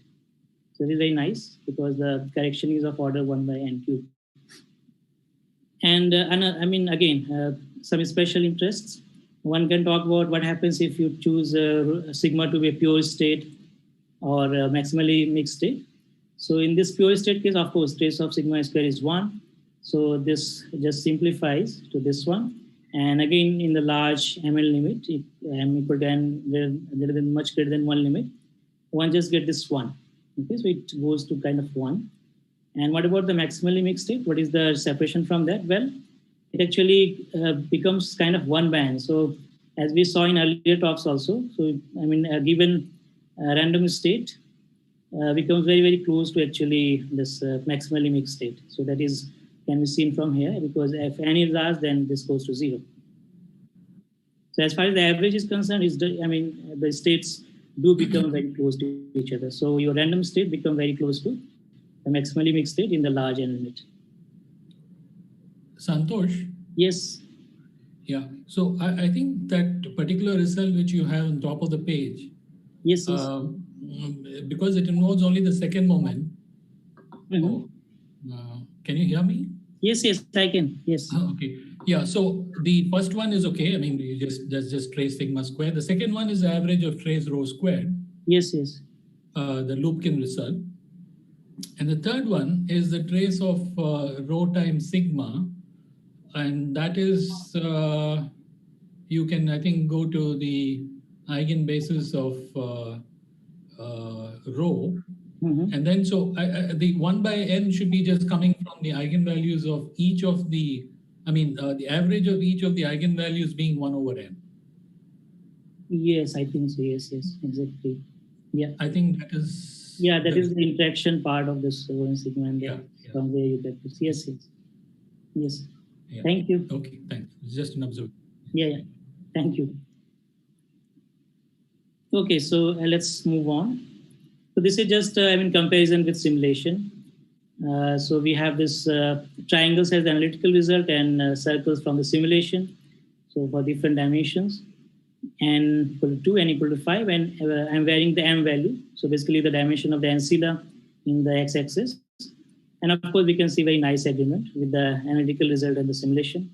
And as we can, we can see as again m is increasing, then the separation is going to kind of approaching lower and lower values. Okay. In fact, the sigma that I've considered here is actually the maximally mixed state. So this n inverse times the identity matrix. So yes, so it does become smaller and smaller as we increase this, even the sub-dimension actually. All right, now we are coming to what happens. We consider actually two random density matrices. So now we'll be looking at the distance between two random density matrices. So one can again do a similar kind of calculation. I'm not showing you that, but essentially now you have to average over two Wishart-Laguerre ensembles, and it can be done. I mean, not without much difficulty compared to the last calculation. And what one has is this, again, this simple formula. And in fact, this can be understood from here also. Essentially, you have the average of the first one coming from here, and then you have the second one, and this again, this term. Okay, so you have this first term, which is essentially the average purity of this row 1. This is the average purity of the row 2, and then you have this interaction thing that Professor Lakshminarayan talked about. Right, so this is the expression, and again, one can try various limits. For example, if we set all of them to be equal and then make them very large, then one gets this 2 by n. So again, this kind of goes to 0. So again, in the large n limit, essentially, the random density matrices are becoming almost, same as far as this average is concerned. And again, some of the results, comparison between analytical and simulations. And here we have basically two values for M1 and M2 coming from this O1 and O2. Because in general, they can be different. So we could be comparing two different random density matrices which have different environments also. So that also that comparison can also be done. And that's what we have shown here. So again, n equal to 2, which is the common dimension of this, essentially, the bipartite system. So the dimension of row 1 and row 2.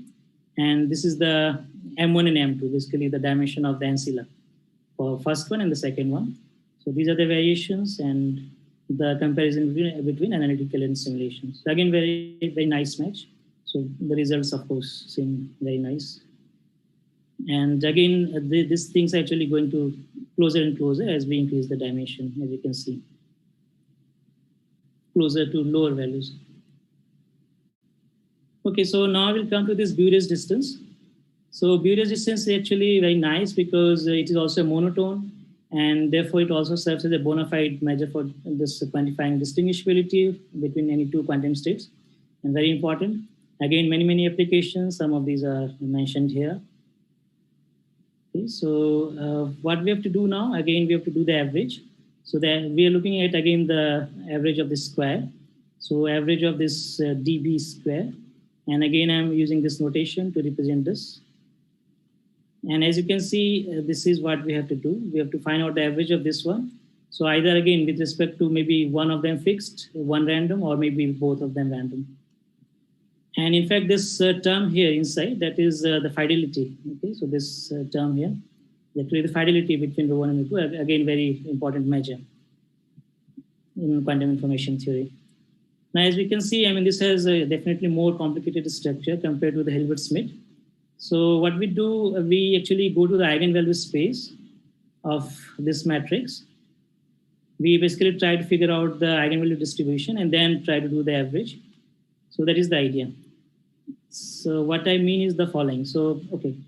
So essentially, if we know the average of this root fidelity, then we know immediately this mean square Bure's distance also. So we'll be focusing on this expectation of this square root of fidelity. So the idea is to examine the spectral density of this structure, this product structure. So square root of row 1, row 2, row 1. And what we can do if we know the eigenvalue density of this matrix, this one, then this average essentially boils down to calculating this integral. Okay, so we have to find out basically the marginal density of a generic eigenvalue of this matrix product. So again, I mean, this calculation actually, becomes quite complicated. So, but the idea is again same. We map it to again Wishart-Legge using this Laplace transform. We perform the average in the Laplace space, and then we take the inverse Laplace. In fact, one can immediately relate the averages of the fixed trace and also this Wishart-Legge because of this Laplace transform thing. So let me again show you just the results without going into the, okay, I do have some calculation. Well, let's skip. Essentially, again, the same idea. We map it to this Wishart-Legge thing using this Laplace transform. That is the trick. And this is the spectral density for this kind of. So what we have here is actually sigma fixed. So we are again taking sigma fixed. So that is that case. And rho is the random. So in this case, the spectral density turns out to be of this form. So it's not that very nice form, but anyway, one can calculate at least for small values of n. So it is actually sum over these determinants, which have these elements. And what are these A's? Well, those are actually the, okay, so 1 upon A's are the eigenvalues of sigma, or equivalently, A's are the eigenvalues of sigma inverse. Now, I mean, this is fine, but then one may have some multiplicity in the eigenvalues of sigma. So in that case, of course, one has to do some limiting procedure here. And then again, one can get analytical result. And in fact, the two extremes exactly give that kind of situation. For example, when your fixed state is a pure state, and in that case, we just have one eigenvalue in this sigma and as 1 and others as 0. So what essentially happens, it essentially picks up just one of the diagonal elements of this Wishart-Legge matrix W. And from there, one can see that this element has this distribution. Okay, and this also turns out to be exactly same as the fidelity. And therefore, one can calculate the distribution by again taking the inverse Laplace, and one has this expression. And in fact, this result is already known, I mean, from the works of Życzkowski and Sommers. But then again, this is inverse Laplace trick also works. And this can also be obtained as a limit of this expression, but that becomes cumbersome. And it's easier to actually directly calculate this one for the case of pure state sigma. And this is just an example for some values. So again, a comparison between the simulation and analytical result. Analytical result is this solid line, and this histogram is from the simulation. Another extreme case, I mean, the other extreme case, the maximally mixed state. So in this case, again, all the eigenvalues are same. So essentially, your sigma becomes just one band all through the diagonals. And again, because this is, I mean, just proportional to identity matrix, so we can see that the eigenvalues of this product will be just n inverse times the eigenvalues of rho. Okay, and one knows the eigenvalue density for the rho, basically the Hilbert-Smith distributed random density matrix that is given by this form. And in fact, there are other forms also available. So I've written one particular form. So from there, again, one can do this inverse Laplace, and one can get this result actually. And again, there's a comparison between analytical and simulations. And we have again very nice agreement. Okay, so once we have this spectral density, one can calculate the average of this root fidelity. And that turns out to be this thing. So again, sum over determinants with these elements. So these are essentially this Pokemon symbol defined as the ratio of gamma functions. And these are the binomial coefficients. So this is for the general case when you have no degeneracy in the eigenvalues of this fixed matrix sigma, fixed density matrix sigma. If you have degeneracy, then again you have to take some limit, because then you have 0 by 0 form. One can, for example, use limiting procedure to get the result. In extreme cases, again, one has these results. So for example, pure state sigma, one gets this result for the mean root fidelity. And for the maximally mixed state, one gets this result. Some comparison with simulation. So this is some arbitrary sigma, which has these eigenvalues. And one can see the n equal to 4. And one can see the comparison between analytical, this triangle, and this square from the simulation. They match very nicely. This is the relation and comparison between this rho and pure state sigma. And this one is when your sigma is a maximally mixed state. So these are the comparisons, and we see very nice agreement. Okay, now we'll be considering two random density matrices. Okay, so what if both of them are random? So essentially two random density matrices. So now we calculate the spectral density of this product. And in this case, one has to do averaging over two Wishart-Legge ensembles. It turns out those results can be actually calculated using the known results of product of Wishart matrices. So those are comparatively newer results, and one can actually use those. And things become things become a little ugly because one has to deal with these Meyer-G functions, which are generalizations of kind of hypergeometric functions also. And in fact, include hypergeometric functions also as special cases. So the result actually turns out to be in terms of these Meyer-G functions. And luckily, one can now calculate these things easily in, for example, Mathematica and all. And therefore, one can use these expressions also.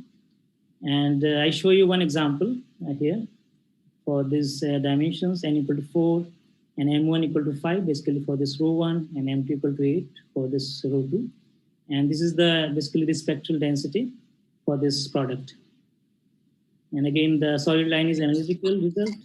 Santosh, I just wanted to let you know your time is up. Okay, I'm just going to finish it. Okay, so this is the result. From the spectral density, one can calculate the mean root probability. So these are the results. And in fact, some of these results are already known by Professor Życzkowski and Somers for some values. And now this actually generalizes the results, so arbitrary and M1 and M2. Okay, again, in comparison with simulation, very nice agreement. Okay, now let me quickly, because running short on time, let me quickly go through this thing. So what we thought that, let's compare these results with the density matrices generated using coupled Kirchhoff system. So this is a very popular model. I mean, Professor Lakshminarayan is an expert on this field. So single Kirchhoff has essentially these two terms. First one is the field precision term, and second one is this periodic delta function peak term. And this kappa is essentially the strength which leads to this chaos formation. And one can examine the classical limit. What happens? One can parameterize everything in terms of this theta and phi. And one can see the chaos appearing in the classical phase space. For example, kappa 6, 7, it's almost chaotic. I mean, almost fully chaotic. Only maybe a little bit of islands here and there. So correspondingly, one examines the quantum mechanical behavior of this system and couple them. So we have this couple Kirchhoff. So essentially, we'll be working like this bipartite system. So one is this couple Kirchhoff Hamiltonian. You have two of those, and there's a coupling term. And one can use this Floquet operator for the time evolution, starting from some initial state. So essentially, this is the idea. Start with some initial state and then keep evolving. So that actually gives you a number of states which appears an ensemble. From these states, so these are pure states. One can create again this Hilbert-Smith distributed kind of things. And then one calculates these distances and then compare with the analytical results. So these are the results for Hilbert-Smith distance. So this is the couple Kirchhoff system and the RMT result that we have. So this star is RMT, and these three actually from the couple Kirchhoff system with different initial conditions. So we can see very nice agreement, and in fact error is very small if we look for the error. This is for one fixed, one random. This is for two random. So very nice agreement between RMT and this couple Kirchhoff simulation. Okay, this is for the mean square Beer's distance. Again, very nice agreement. You can see. So essentially, we found that the RMT results were very nice if you have this couple Kirchhoff system with this kappa value and the proper entanglement and so on. Okay, so with that, I come to the summary. So yeah, I mean, we derived this result, exact results for the mean square Beer's distance and the mean square Hilbert-Smith distance between two random density matrices. So one could be fixed, one random, and then both random. And in the course of derivation, we also found the spectral density for the product of two density matrices. We compared with this coupled Kirchhoff systems and find very good agreements. And now, of course, we found averages. One would like to go beyond averages and see whether one can have some manageable forms, higher moments, and probably distributions also. And again, just like the Hilbert-Smith measure, one have another measure, this Bury-Hall measure, and also many others actually. So one would also like to probably calculate the averages for these ensembles. Okay, for that, let me conclude. Many thanks for your attention. We have Schrodinger, Spin, and Alice and Bob as the observers. Thanks very much, Santosh, for a very nice talk. Let's, okay, so now people can ask questions. Session is open to questions now. So if there is any question. Yes, those results are very nice. See, this Hilbert-Schmidt distance, I understand the physical meaning. You know, can you motivate the same way Bures distance? Okay. You know, basically some physical perspective of the distance, these two distances between matrices.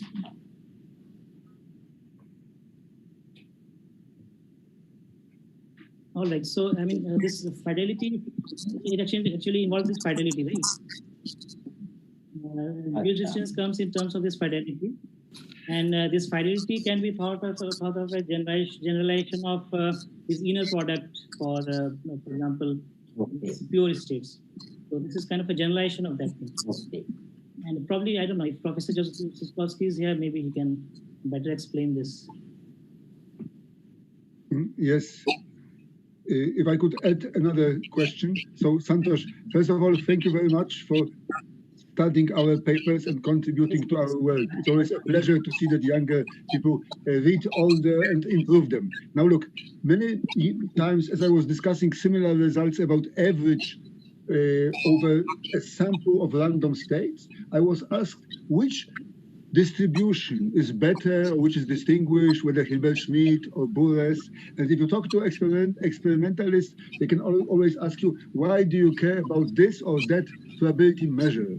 So I'm not sure whether you also coped with such questions. Do you have any, in simple words, any idea how to explain which of the probability measures you discussed is kind of distinguished or best or more advantageous to you? Well, okay. So I also don't have much idea, but it seems that probably in experimental things and, for example, in applications, they take this measure as probably the a priori measure or something. So maybe that's more desirable, probably. I don't know, actually, I'm not much sure. Because look, for the Bures measure, you say it is related to maximal, if you do not know anything about the system, you can use like a prior in the Bayesian approach. So some people claim it is distinguished because the Bures distance is somehow minimal in some class of monotone and Riemannian metrics.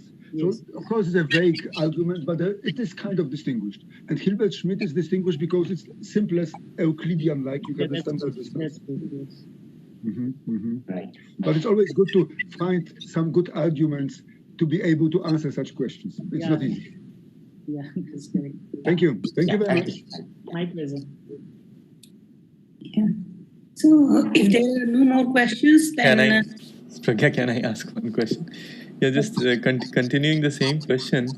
So if one looks at the quantum metric, which you derive probably out of these two distances in the differential limit, how are the two metric different in terms of metric tensor? So if I extract a G mu nu out of it, which was discussed in the previous section, is there a distinction which one can make between them? Yeah. Okay. So this, I mean, this is Riemannian. Both are Riemannian actually. I see. Smith and Bures all. Oh, they are both flat metric. I mean, they will give you flat metric in some sense. Riemannian. No, okay. Riemannian. Oh, sorry, not flat. Okay, not Euclidean. Riemannian. I see. Sorry, Hilbert-Schmidt will give flat, but Bures is not flat. This is Euclidean. Okay, I see. Okay. That explains. Okay, thank you. Okay. So if there are no more questions, let's thank Santosh for a very informative talk and new results, for informing us about his new results. And okay, so next speaker, the last speaker of today's session, and I think this whole workshop is, because the workshop gets over today, is Dr. Manan Vyas. Is she around? Is she here?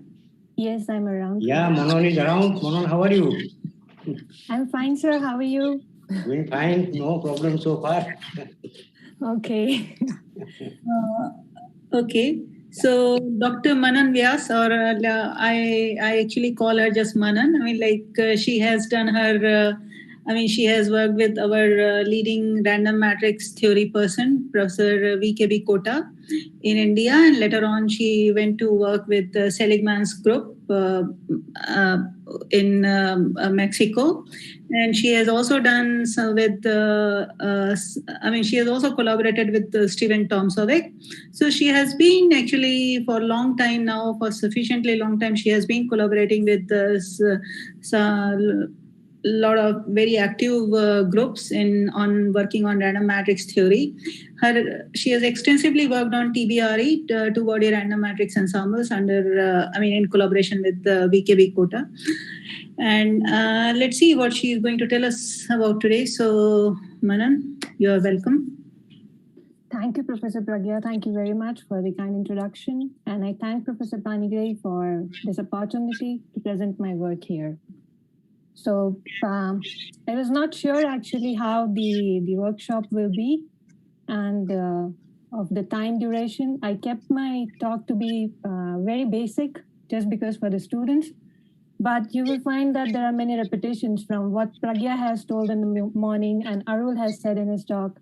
And Dr. Chawda also mentioned a few things, okay? I was not there for all other talks, but I'm sure all the things were touched upon here or there. But I will stick to the basics and I would welcome as many questions as you have, right? So I'll be talking about the random matrix ensembles for many-body quantum systems. So this is the outline of my talk. I'll be touching the connections between the random matrix theory and quantum chaos. If I can inform you, nobody has talked about embedded ensemble, so there is no repetition. You can go ahead. Okay, thank you so much. Okay, so I'll be starting with the connections between the random matrix theory and quantum chaos. And as the emphasis nowadays is on many-body chaos, I will then start explaining about these embedded ensembles, okay?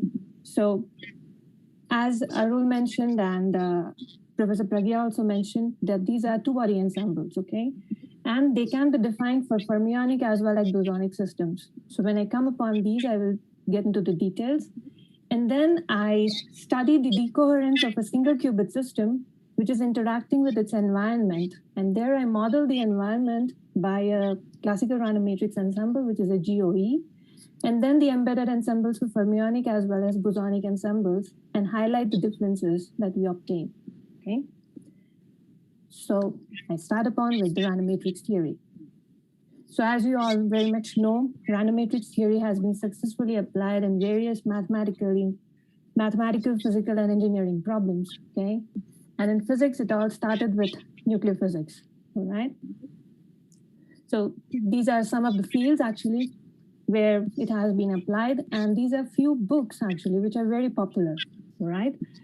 And they focus on particular subjects in which random matrices have been applied, okay?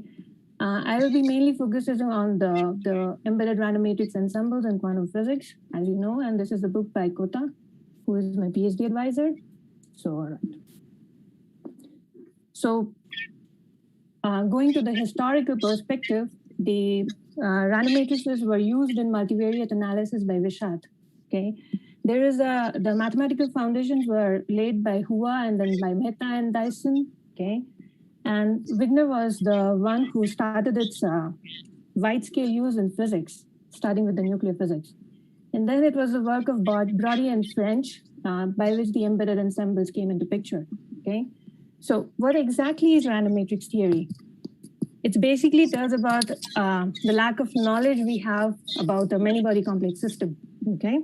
So I do not know the interactions between the neutrons, protons, and the electrons, okay? So if I go to the nucleus, I'm basically talking about the nucleons, which are neutrons and protons. So I have no idea about the interaction between neutrons and neutrons, protons and neutrons, and neutrons and protons. So I cannot write down the Hamiltonian, okay? So it was Wigner who said that, treat this system as a black body and replace all the interactions by random numbers, okay? So now we will be talking about the average properties, okay? We are not talking about individual energy levels. So we'll be talking about the statistical properties, and that is the random matrix theory. So you treat your system as a black box, fill all the interactions as random numbers, okay? And then analyze the quantities which are of your interest, okay? And what you find is that depending on the global symmetry properties, which are namely the rotational and time reversal invariance, you can divide the random matrix ensembles, the classical ones, into three classes: the orthogonal, unitary, and the symplectic ensembles, all right? Now, the unitary ensembles are good for deriving mathematical properties. For numerics, the orthogonal ensembles are simple. And there are very few studies of the symplectic ensembles because of their complex nature, okay? So here, I give an example of these matrices. So the orthogonal ensembles we encounter for systems which are time reversal invariant, okay? So these are real symmetric Hamiltonians in the matrix representation. And for example, a two-dimensional matrix is given by this, where these A, B, and C, they are independent, identically distributed Gaussian random variables with mean 0 and variance v square, okay? Now, you must have noticed the structure, okay, that I'm putting A plus B and A minus B on the diagonals because the variance of the diagonal matrix elements is twice that of the off-diagonal matrix elements. And this is important for the invariance of this ensemble, okay? I'm skipping the unitary and the symplectic parts, but if somebody's interested, you can read it in this paper, right? Okay, so I have also worked with the Wishart matrices, and they are also important in the application to many-body localization and entanglement properties. So I just thought that I will just touch upon the Martin-Kopastor law. Okay, so these are the Wishart matrices. You have a rectangular matrix, which is n times m dimensional, okay? And you multiply by its transpose and divide by the length of the matrix, where your A matrix is filled with, again, Gaussian random variables with mean mu and variance sigma square. It's a rectangular GOE, okay? Then the eigenvalue distribution for these matrices is given by the Martin-Kopastor law, where the ratio between the two dimensions, n and t, kappa, determines the shape of the density, okay? So for kappa equal to 0.9, the behavior is like this. And when you have kappa equal to 0.5, behavior is as shown in the right panel, okay? So it depends actually on this parameter, kappa. All right. So now the connection between the random matrices and the quantum chaos, it started with this, the spacing distribution, which gives the distribution between the unlocked adjacent unfolded, I'm sorry, which gives the distribution of the unfolded adjacent eigenvalues in the spectrum, okay? And the number variance, which is the sigma square. So this gives the variance of the unfolded eigenenergies in a given energy interval L. So as you can see from the picture, these dotted curves are for the Poisson distribution, okay, which is the integrable system. And for GOE, GUE, and GSE, which are the delocalized or the quantum systems, you see that the probability to have spacing 0 is 0, okay? So there is level repulsion. And also the sigma square, it behaves logarithmically, okay? So we have spectral rigidity and level repulsion whenever we are talking of chaos in a system, right? Okay, so this is the picture actually. So this is where everything started in nuclei, where they used the nuclear levels and compared the spacing distribution, okay?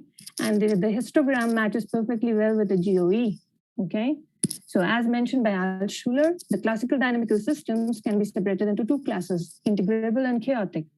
For quantum systems, the distinction manifests itself in spectral statistics. So roughly speaking, the integrability leads to Poisson distribution for the energies, as stated by and derived by Michael Berry, while chaos implies Wigner-Dyson statistics of levels, which was done by Bohigas, which are characteristic for the ensemble of random matrices. The onset of chaotic behavior for a rather broad class of systems can be understood as a delocalization in the space of quantum numbers that characterize the original integrable system, okay? Now, this is all about the classical systems or the quantum systems which have classical counterpart, but there are many quantum systems which do not have a classical counterpart. So we speak of chaos in these quantum systems if the statistical properties of the eigenvalue spectrum coincides with the predictions of the random matrix theory. Okay? And chaos is a typical feature of atomic nuclei and other self-bound Fermi systems. Okay. All right. So the classical GOE, the Gaussian orthogonal ensemble, now almost universally regarded as a model for corresponding chaotic systems, is an ensemble of multi-body interactions. That is, if I have m number of particles in my system, all the particles are interacting with all other particles in the system at all times. Okay, so it's all-to-all interactions, not the two-body interactions. But as we have seen in the experiments with gold atoms and also in the lattice model systems, okay, in realistic systems, many-body systems, the interactions are predominantly two-body in nature, okay? And because of this difference in the rank of interactions, the difference shows up both in the one-point function, which is the density of states, and also in the two-point functions, okay, which are the fluctuations. This has been well studied. Now here I show an example of the one-point function, which is the eigenvalue or the state density. So in the left panel, this is the eigenvalue density for a GOE, okay? And in the right panel, this is the eigenvalue density for a one-dimensional Ising spin chain, okay? And depending on the parameters in the system, I am in the chaotic regime, and the one-body function, which is the eigenvalue density, is Gaussian, not the Wigner semicircle, which we obtained for the GOE, okay? So this difference in the rank of interaction shows up in the properties, and thus it is important to consider these ensembles. Okay, so what are these embedded ensembles? So there are many names for these embedded ensembles, okay? They are also called as the two-body random interaction ensembles. They can be generalized to k-body interactions, where the k parameter is less than or equal to the number of particles in our system, okay? So they are also called KBRE, okay? K-body random ensembles. They are also called as embedded ensembles, and they are also called random interaction matrix models. They are also called two-body random interaction models, so on and so forth. So there are many names for these ensembles. So what are these ensembles actually, and how do we account for the two-body nature of the interactions? Okay, so let me start with the fermionic systems, okay? So I have n single particle states. They are all non-degenerate, okay? And I have m fermions, okay? So what I have to do is I have to generate a configuration space in which I'll be writing down my Hamiltonian matrix. So I have to distribute these m fermions in these n single particle states, which is like distributing my m particles in n number of boxes, right? With the condition that the total number of occupied boxes is equal to n, and I cannot have more than one fermion in each of the box, right? So these are the examples, two examples, how I'll be generating the basis, okay? So I do it in all possible ways, which is the binomial between n and m, and I have my basis state in which I'll be writing my Hamiltonian. The Hamiltonian operator is given by this equation, okay? In the second quantized form. So I have my A daggers and my A's. So I'm moving my particles from the levels nu I and nu j into nu L and nu K, okay? And these factors, these are the two-body matrix elements, okay? So I'm dealing with the two-body random matrix ensembles. So I will be choosing these two-body matrix elements to be a GOE. That is, these are Gaussian distributed, independent, identical random numbers with mean 0 and variance v square, okay, which is 1 in all generality. And the action of this operator on these basis states gives the Hamiltonian in the many particle spaces, okay?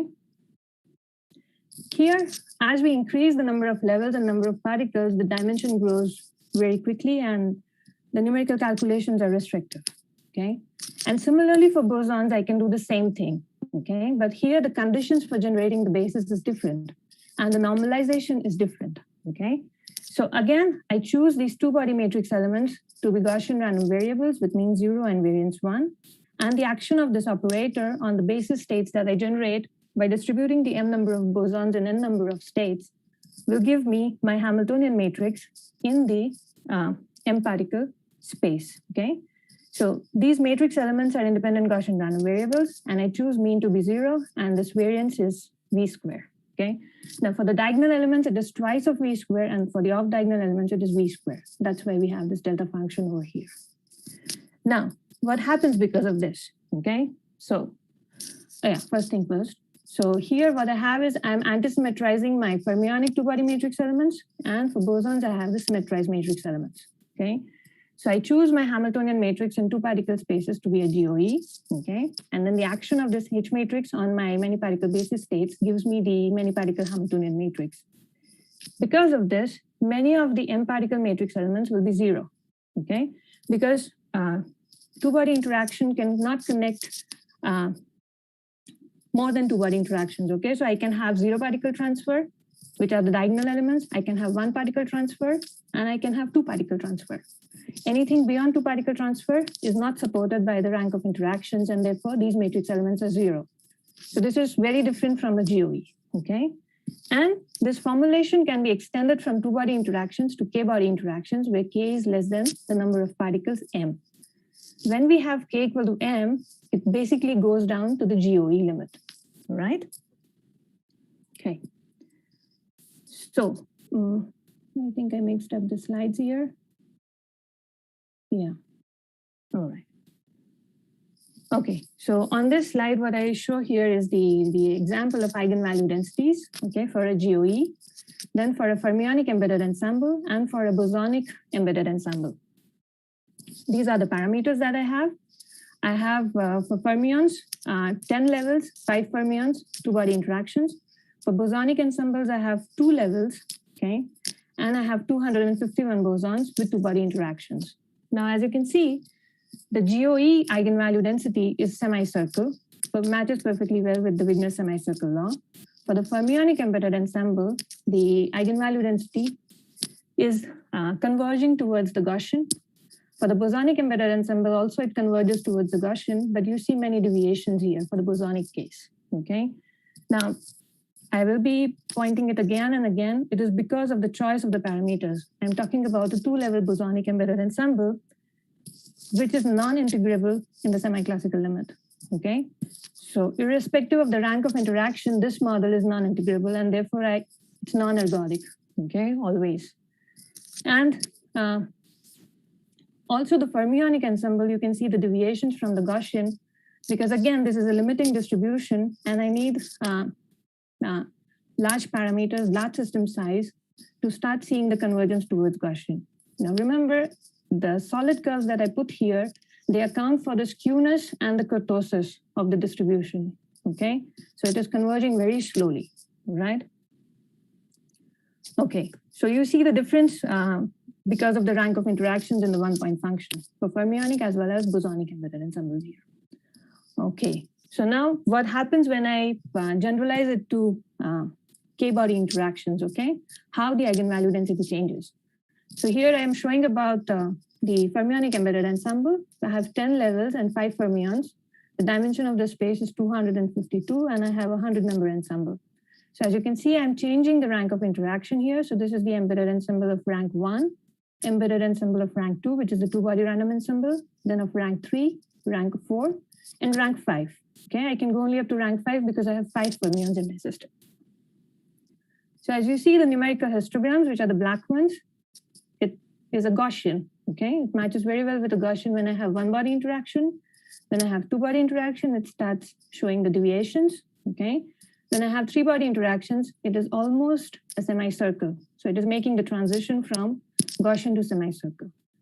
And then for 4, again, it's a semicircle. For 5, it's a semicircle. And as I said, the case when k, which is 5, is equal to the number of particles, I go down to a GOE case. So this is the example which shows that these two are similar. Okay, so as we increase the rank of interaction, the eigenvalue density, which is the one-point function, makes a transition from Gaussian distribution to a semicircle distribution. Okay. Yes. So as I was emphasizing about the construction of these ensembles, what is happening is I have a Hamiltonian in 2-particle space, right, which I choose to be a GOE. And then I act it on my many particle basis states to write down my many particle Hamiltonian, right? So as I said, there will be many zeros in this matrix. It will be a sparse matrix. So there are only 3 types of non-zero matrix elements, okay? 0 particle transfer, 1 particle transfer, and 2 particle transfer, okay? So you can actually write down the many particle matrix elements. This example is for fermions. And what you see is your many particle matrix elements are a linear combination of your two-body matrix elements. Okay. And because of this, your many particle matrix elements are no longer independent. They will have correlations among themselves. Okay. And these correlations are interesting in terms of understanding entanglement and what different things they will, what kind of different features they might give rise to when we study different kinds of entanglement measures and stuff like that. Okay.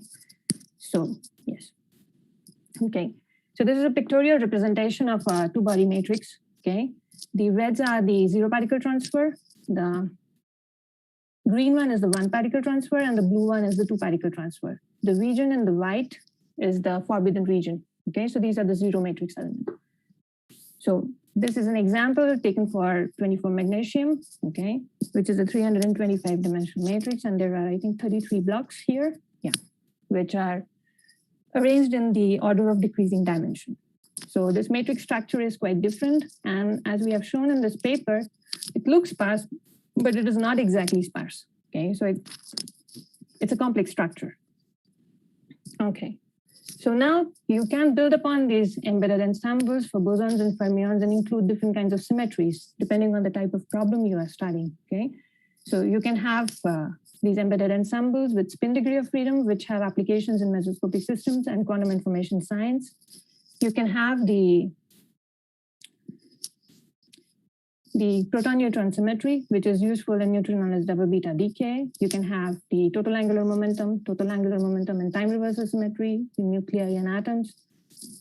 Okay, you can have the F-spin for studying spinor bosons. You can have the parity symmetry for studying nuclei, and also the SU3 symmetry, again, for spinor BECs. And you can have the spin-isospin SU4 symmetry, so on and so forth.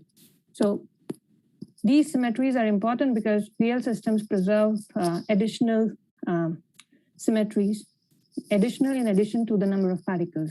Okay, so these are all isolated closed systems that we are talking about right now. Okay, now starting from this celebrated Brody review, okay, and this recent review, which was in 2016, you will find like many different things which have been done in the connection between the embedded random matrix ensembles, nuclear physics, okay, and the condensed matter theory, stuff like that. Okay. Recently, if you have heard about the Sachdev-Kitaev model, if you replace the Majorana fermions by the complex fermions, they are actually the embedded ensembles. Okay. All right. So I come down to the example of studying decoherence in a one-qubit system using these embedded ensembles. So what I have is a qubit which is interacting with its environment, okay? And the system is represented by this Hamiltonian here, okay? So this Q denotes the qubit and E denotes the environment. And what I have here is I have the Hamiltonian for the qubit, which I choose to be sigma Z, the polyspin matrix, divided by 2. Okay, and this is the identity operator in the environment space. This is the identity operator in the qubit space. Then I have a Hamiltonian for the environment. And this is the interaction term, okay, with the strength of the interaction being lambda. It's a positive parameter. Again, I choose a separable interaction between the qubit and the environment, okay. So sigma Z represents my qubit, and this V operator is for the environment, okay. So now what I do is I model these H and V matrices for the environment by GOE. Mana, your environment is random, or your environment is well structured, like a collection of set of harmonic oscillators or things like that? Right. So what kind of environment you are planning to use now? Yeah, so I take 3 cases actually. So I model H and V by a GOE, and then by a fermionic embedded ensemble, and then by a bosonic embedded ensemble. Okay, so you're going to consider randomness. Okay. Right, I'll be considering randomness. Okay, and this model was considered before actually by Gorin, Prozen, Seligman, and Zimarek. And there are many papers after this in the series, but they all consider the GOE and the GUE. Okay, so all right. So this is the Hamiltonian. Okay, and I choose the h bar to be 1. So all the times are measured in terms of the Heisenberg time, which is 2 pi. Okay. And the unitary operator for evolution will be this exponential minus I, this Hamiltonian times t. Okay. Now, the density matrix at time 0 for the total system is given by this equation, where I choose the initial state again to be a pure state, okay, which is the product state of the state for my qubit times the environment. I choose the qubit state to be an eigenstate of the sigma x, okay, because if I choose it to be sigma z, there will be no evolution, and I choose a random state for my environment, okay. Now at any time t, we can study the dynamics of the qubit by tracing over the degrees of freedom of the environment, right? And it is the decoherence is quantified in terms of the purity, which is trace of the rho square for the qubit, okay? So these are the results, okay? So the left panel is for lambda 10 to the power minus 4, and the right panel is for lambda is 10 to the power of minus 2, okay? So I have 3 cases, the GOE, the fermionic embedded ensembles, and the bosonic embedded ensembles, right? Now, as you can see, here I don't see any difference between GOE and FEA GOE, but if I zoom inside, the GOE is the slowest to decay. The FE GOE is the second one, and you can see that the bosonic embedded ensemble with 2 levels decays in this way, right? Now, as I increase the strength of interaction, the decay becomes faster as expected, but still it maintains the order. So GOE is the fastest, then it's the fermionic embedded ensemble, and then it is the bosonic embedded ensemble. And here, as you see, the bosonic case saturates at the second time step that I'm considering. So it's almost instantaneous decay to 0.5, right?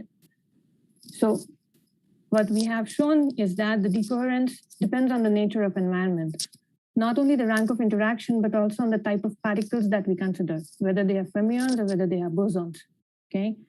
Now, these decay rates are related to the variances, and we are doing actually more studies in this direction, and we have more numerical results as well, because there are many parameters in the system.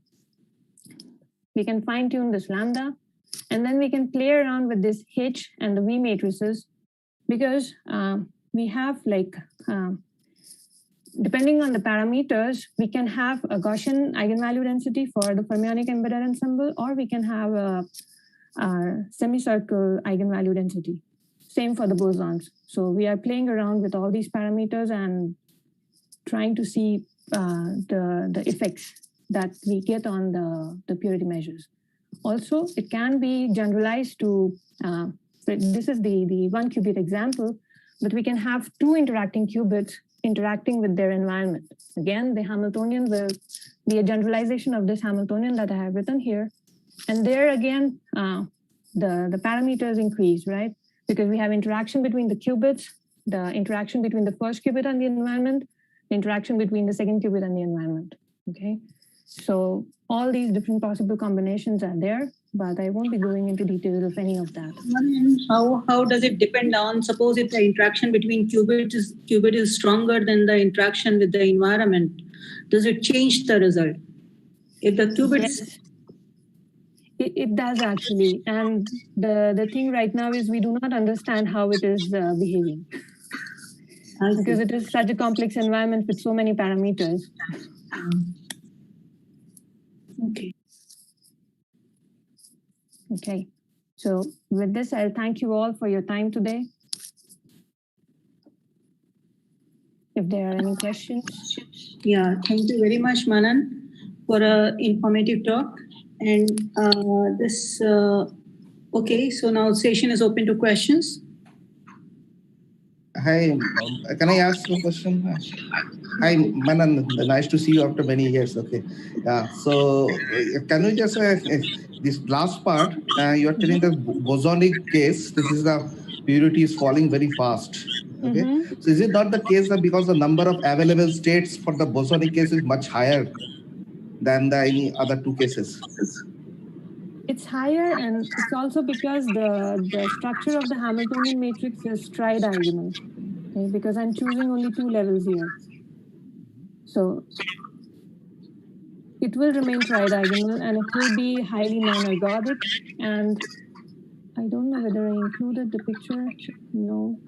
Okay, I can show a picture actually about the spacing distribution. You will see that it's weird. The two-body system, bosonic system. Okay, go here.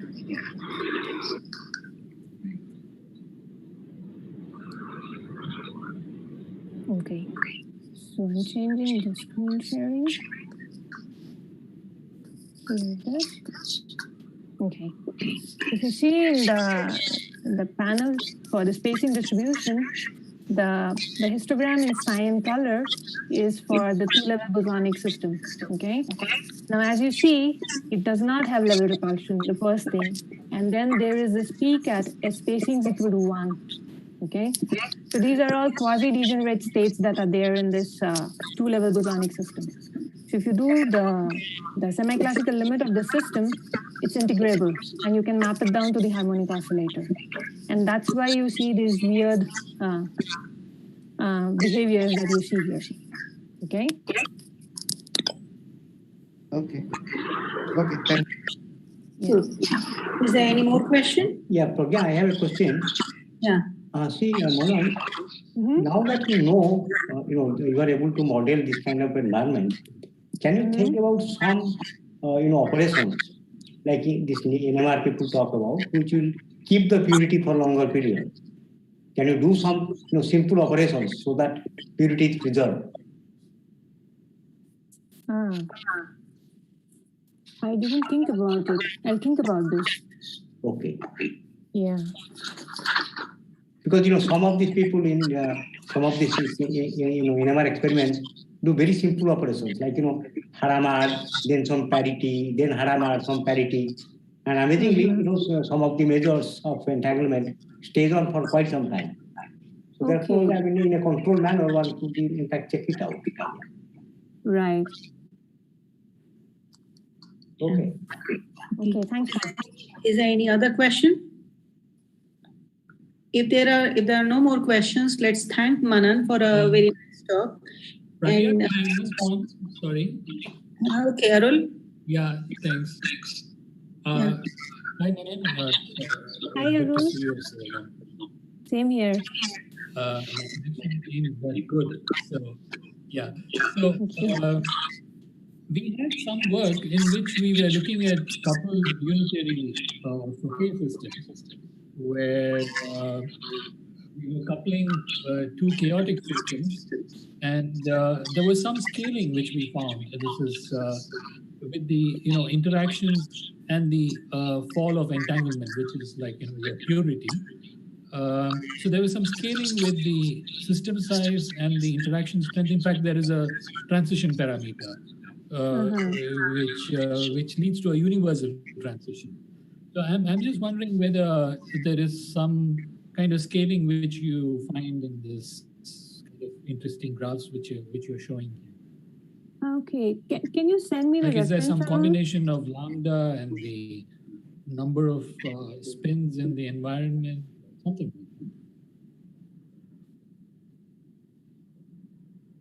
Can you hear me? Yeah, I can hear you. Yeah.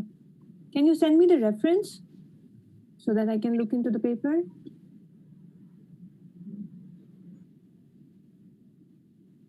Can you hear me? Arul, are you there? Yeah, sure. My connection is really poor. There is actually rain, and I think we are getting. I will be in touch. Yeah, thanks. Okay, thank you. So, if there are no more questions, let's thank Manan again for a very nice talk and information.